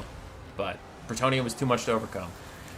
Archers are poking away at the Ancient Salamander, getting decent damage out. Earthblood tries to heal them up. Star Chamber Guardians running over here, but the formation is starting to get a little claustrophobic as more Lizardmen are peeled off here and there to chase down some stuff. The Legion of Chakwa, Terror out in the middle, and the Grail Guardians are pushing straight through them. It's getting a little spooky to be a Salamander in this this state of affairs. They do rout off a Peasant Bowman with Pox Arrows.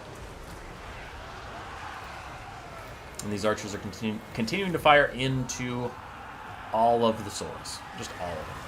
Grail Guardians are balls deep in this formation, which might be a little risky for them. Thankfully, they don't have Lance formation on, which would lower their melee defense even further, but they do have... they're getting dazed by the Crocscore ROR. That lowers their melee defense enough that maybe some of the Lizardmen can get some shots out.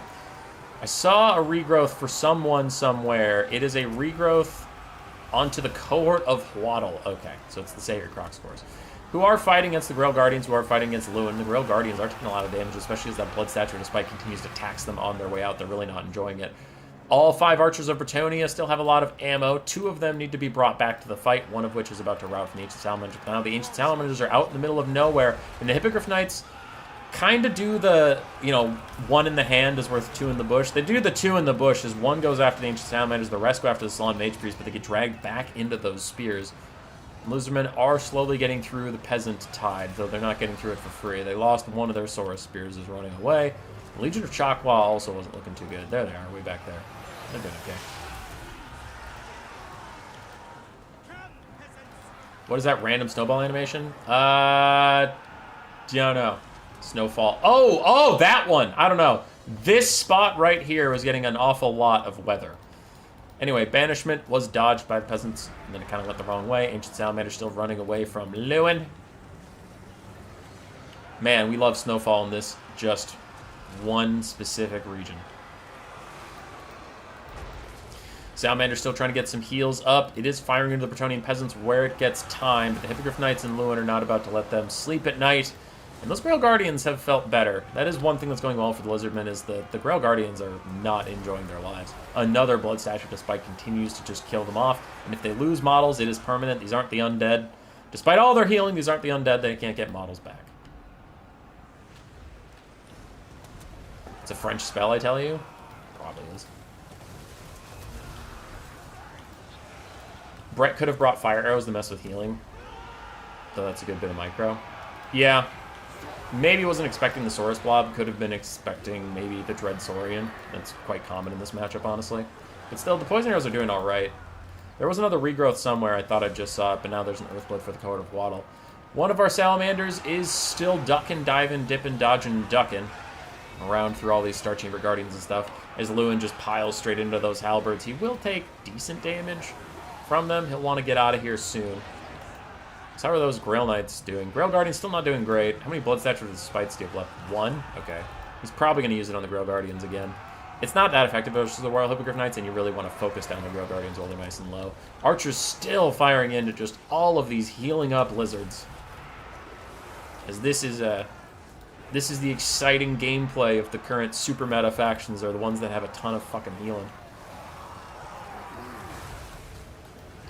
Would you consider banning Lore of Life altogether if the next patch doesn't nerf healing? Maybe. We'll do something. We'll have to do something about it. I'll talk to the mod team for sure. We don't want to get ahead of ourselves, but, like, it is getting obnoxious. The problem is there's just so much healing. Like, Apotheosis on high magic. The undead still have a lot of healing, even though Vampire Count's healing got nerfed plenty. Lore of Life. Some factions have Lore of Life spells bound to their units. Some factions have Lore of Life spells for free and like other mixed lores, so it gets weird. Dark magic has a ton of healing. There's a lot of units with just fucking regen, like Gorgons and Skin Wolves and Trolls and Stone Trolls and things. So it's like, where do you draw the line? Do you just ban Lore of Life, or yeah? So I don't know. I hope the patch does something about healing in general, so we don't have to deal with those kinds of things. But I mean, we'll see. Anyway, still going. As Lewin continues to grind with all the spears in the world, Grail Guardian's still taking damage. And did you use your last Blood Statue Spite? He did. I wonder if he used it on Hippogriff Knights, whose heal cap is within sight. And Kislev. Kislev also has tons of healing. You're right, Lucinia, from the Patriarch and the Patriarch Part 2, and then Guliaz. So there's just like so much healing that you'd have to make such a big rules document. And people complain a lot about Land Battle's rule document or whatever, when it is pretty much unit caps, don't forest camp, don't white line camp, you're good. That's mostly fruit rules, but they just explain why they do everything. But if you start banning like specific abilities, then those complaints are going to double or even triple of just like, Land Battles are so hard to run because everything's so specific. And it's like, okay. Salamander's still shooting. If you're like, you haven't cast a lot of the game. Bro, what do you want me to cast? It's just Saurus Spears standing next to Cavalry, and we're seeing if the Cavalry feel like taking damage anytime soon, and if they do, if they can heal it. There's not a lot to talk about. You know what? Don't tell Rocket or Elagast, but I'm going to times 2 it. I'm going to see if they even notice. If they even notice. Salamander's still routing off the peasant archers, pushing most of them away. A lot of the peasants are starting to even shatter now. Still have a healthy Star Chamber Guardians. The Cohort of Waddle are knocked out. So both these Temple Guard are still rather healthy, but look at the damage the Hippogriff Knights did to those guys. Those are super elite halberds. Another regrowth for the Hippogriff Knights, because everybody loves it. And the Salamander focuses on routing that last peasant bowman. Saurus Spears are going to go chase them off. Lewin dives into some halberds. His heal cap is here. Hippogriff Knights are also chilling. The Grail Guardians are still getting healing, and the Star Chamber Guardians and other Temple Guards surround them. This should be GG. This is the end of Bretonnia, but Bretonnia does do Bretonnia things, and they just fly away. They're fine. They're chilling. Everything's fine.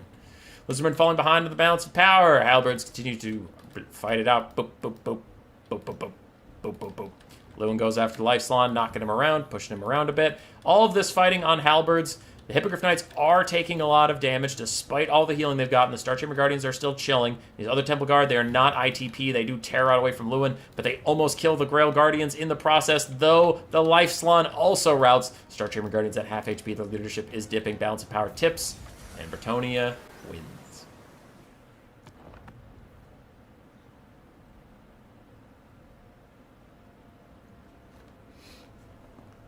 Percentage-based healing in large HP pools is problematic. Yeah. And that is, like, some people are memeing, some people are bringing up good points, like Rusty bringing up Fate of Buna. If there's no healing, like, if we ban all healing, this game's just going to become Spirit Leash and Fate of Buna, like, even more than it is right now. So there's a lot of things that need looking at, and it's a complicated game with complex systems. And while I can easily agree that healing needs to be nerfed, if CA doesn't nerf it and we just outright ban it, I think a lot more things will get worse than will get better because of the things that healing counters, in a way.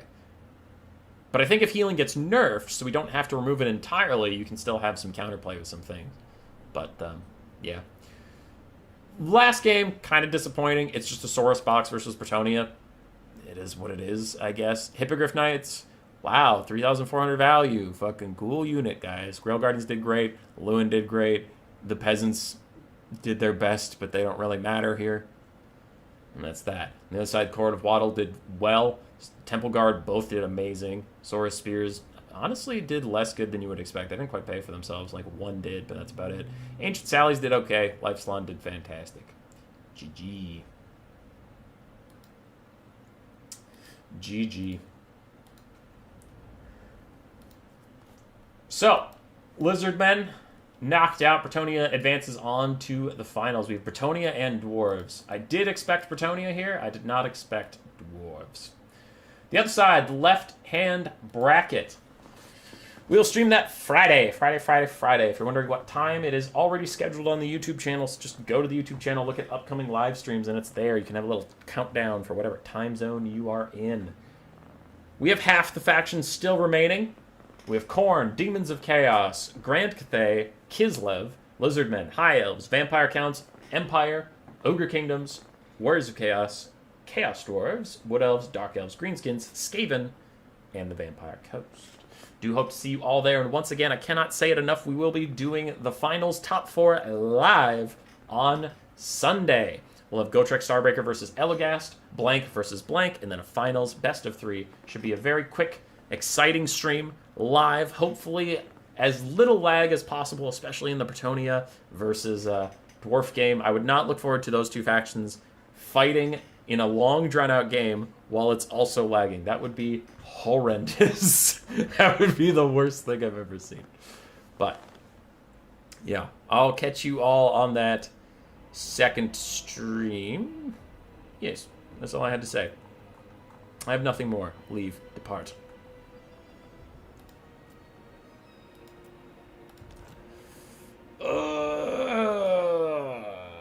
Glad that stream is over. This game sucks. Everything sucks except for me. I'm great.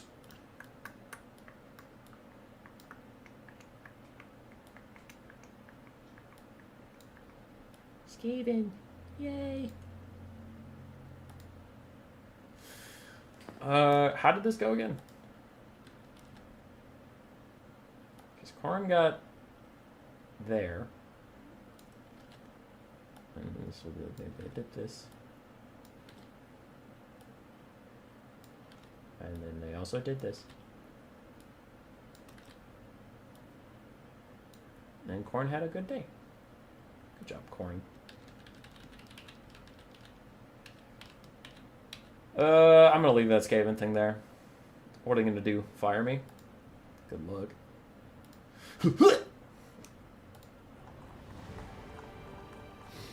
And now the bit's gone on long enough that they start to wonder if he hadn't noticed that he actually didn't turn the stream off.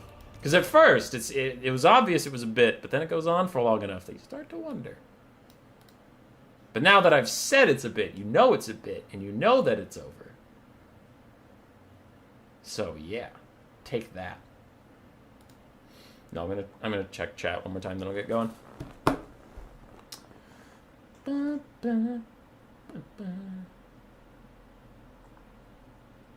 Healing's too strong in current use size and HP. Also high armor, high HP, high DPS stuff. Human Boy, how did the job interview go? Pretty good. Pretty good. So for anybody still hanging around, one, there's like 100 of you. If you aren't subscribed, what are you doing? Subscribe, because if you subscribe, YouTube recommends me to more people. If you don't subscribe, if you just watch my content and don't subscribe, YouTube doesn't give a shit about that. Like, it just does not care. So if we get more subscribers, then YouTube recommends us to more people. But if I'm getting more views and less subscribers, it actually recommends us to less people. Because it thinks people are watching my content and unsubscribing rather than watching it and occasionally subscribing, right? So anyway. Yeah, the Faction War stream's done. I'm just going to answer Totsky. And some future channel stuff. So if you care about the future of the channel, welcome to the post. So I've been keeping it under my hat a little bit here, but we are at a risky time for this channel, and here's why. I put a lot of time into this. I do. Probably about 30, 40 hours a week into all the events we run and all the streams and stuff. And I can do that because I currently have a very favorable job situation. I have specific things I need to do, but I don't have a schedule. It's just like, get this done by July, right? Okay, I can do that. So I go in some weekends, I go in some nights when I want to stream here and there, but I don't have to show up 9 to 5. A normal job. So Grace got a new job up in the Twin Cities, so we're moving away from here, and we're moving up to a place where our friends are, and we want to live in the long term and have kids and all that shit. But that means I need to find a new job. So if I find a job that's a normal 9 to 5, 5 days a week, you have to be there from 9 to 5, I can pretty much only stream at NA night times or on weekends. And if I don't have as much of a flexible schedule, I might not stream nearly as much at all because I don't work 40 hours a week every week.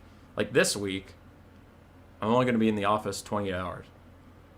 Yeah, 28 hours. Because I'm doing 3 Faction War streams and new player tournament stuff. So I got an interview for a consulting job, which if I can get that, I can keep streaming. Because it's remote work entirely, and it's same deadlines I have right now, where it's like, get this project done in an amount of time, not like every hour. But if I don't get this job, it's actually going to get a little risky. Because there's another couple jobs I'm applying for that are normal 9 to 5s. And like, it's a real possibility. I don't want to like cause a panic, but it is a real possibility I have to shut this shit down. Because I might not be able to do it. And I don't want to be the guy that like streams once a month and doesn't have I'm out of touch with what the meta is, or out of touch with like what's going on, or something like that. I just don't want to be that guy. If I want to if I'm going to stream, I want to like do it and be a part of the community and like really put my effort in. That's just me. So some people are like, well, if you can't stream all the time, why don't you just release a video every now and again, or stream whenever you feel like it? It's not worth it for me. I just don't want to do that. So yeah, I hope I get this job so I can keep streaming. Because we also have like, you know, Grace and I are going to have kids in like 2 or 3 years. So if I still have to work a day job, and then I'm trying to stream, and then we have kids, something's got to go, and it's going to be streaming. So if I can get this new job, it would be a really good band-aid to at least let me stream for like a year or 2 more and see if I can get it to be a daily, like a good source of income. And then I could keep streaming even when we have kids. But yeah, so if you like the streams, hope I get the job I just interviewed for to be a consultant for a pharmaceutical firm. Because then I could keep streaming for y'all. Otherwise, this might be the last year. This might be the last year for old Hummus. All right. That's what I got for you. Why are there still 100 of you here? Leave. Go away. There's no way me talking about the potential future of this channel is interesting to 110 of you. That's just not an interesting concept. Maybe 30 of you are invested enough to give a shit about that. The rest of you, get out of here. Anyway, all right, I'm going to read the chat one more time because I just laid some heavy shit on you and I do want to see how people handle that. And then I'm going to get going for real this time.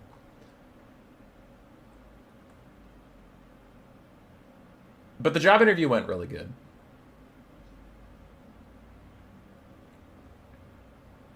For every person that doesn't subscribe, Human Boy kicks a puppy. Hell yeah. Throwing stones at Turin?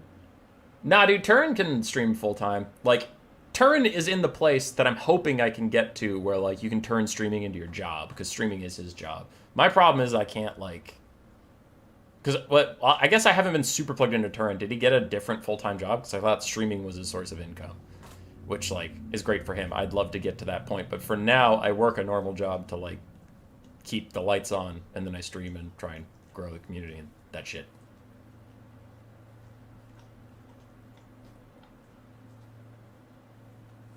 Almost can't. We can't leave without you.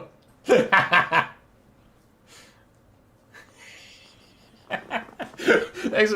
Waiting for the next stream. I love that. We're just gonna roll around and stream again. Nah, I gotta get going. I'm actually in positive news. I gotta go shower and shave because Grace and I are going wedding ring shopping tonight because she has her engagement ring, but we gotta go pick out our actual wedding rings, and then I'm getting fitted for a suit. Because we're getting married in June, motherfuckers! Alright, later! Thanks for the fun stream. We had a ton of viewership today. It was great. I'm in an amazing mood, and it's all because of you guys.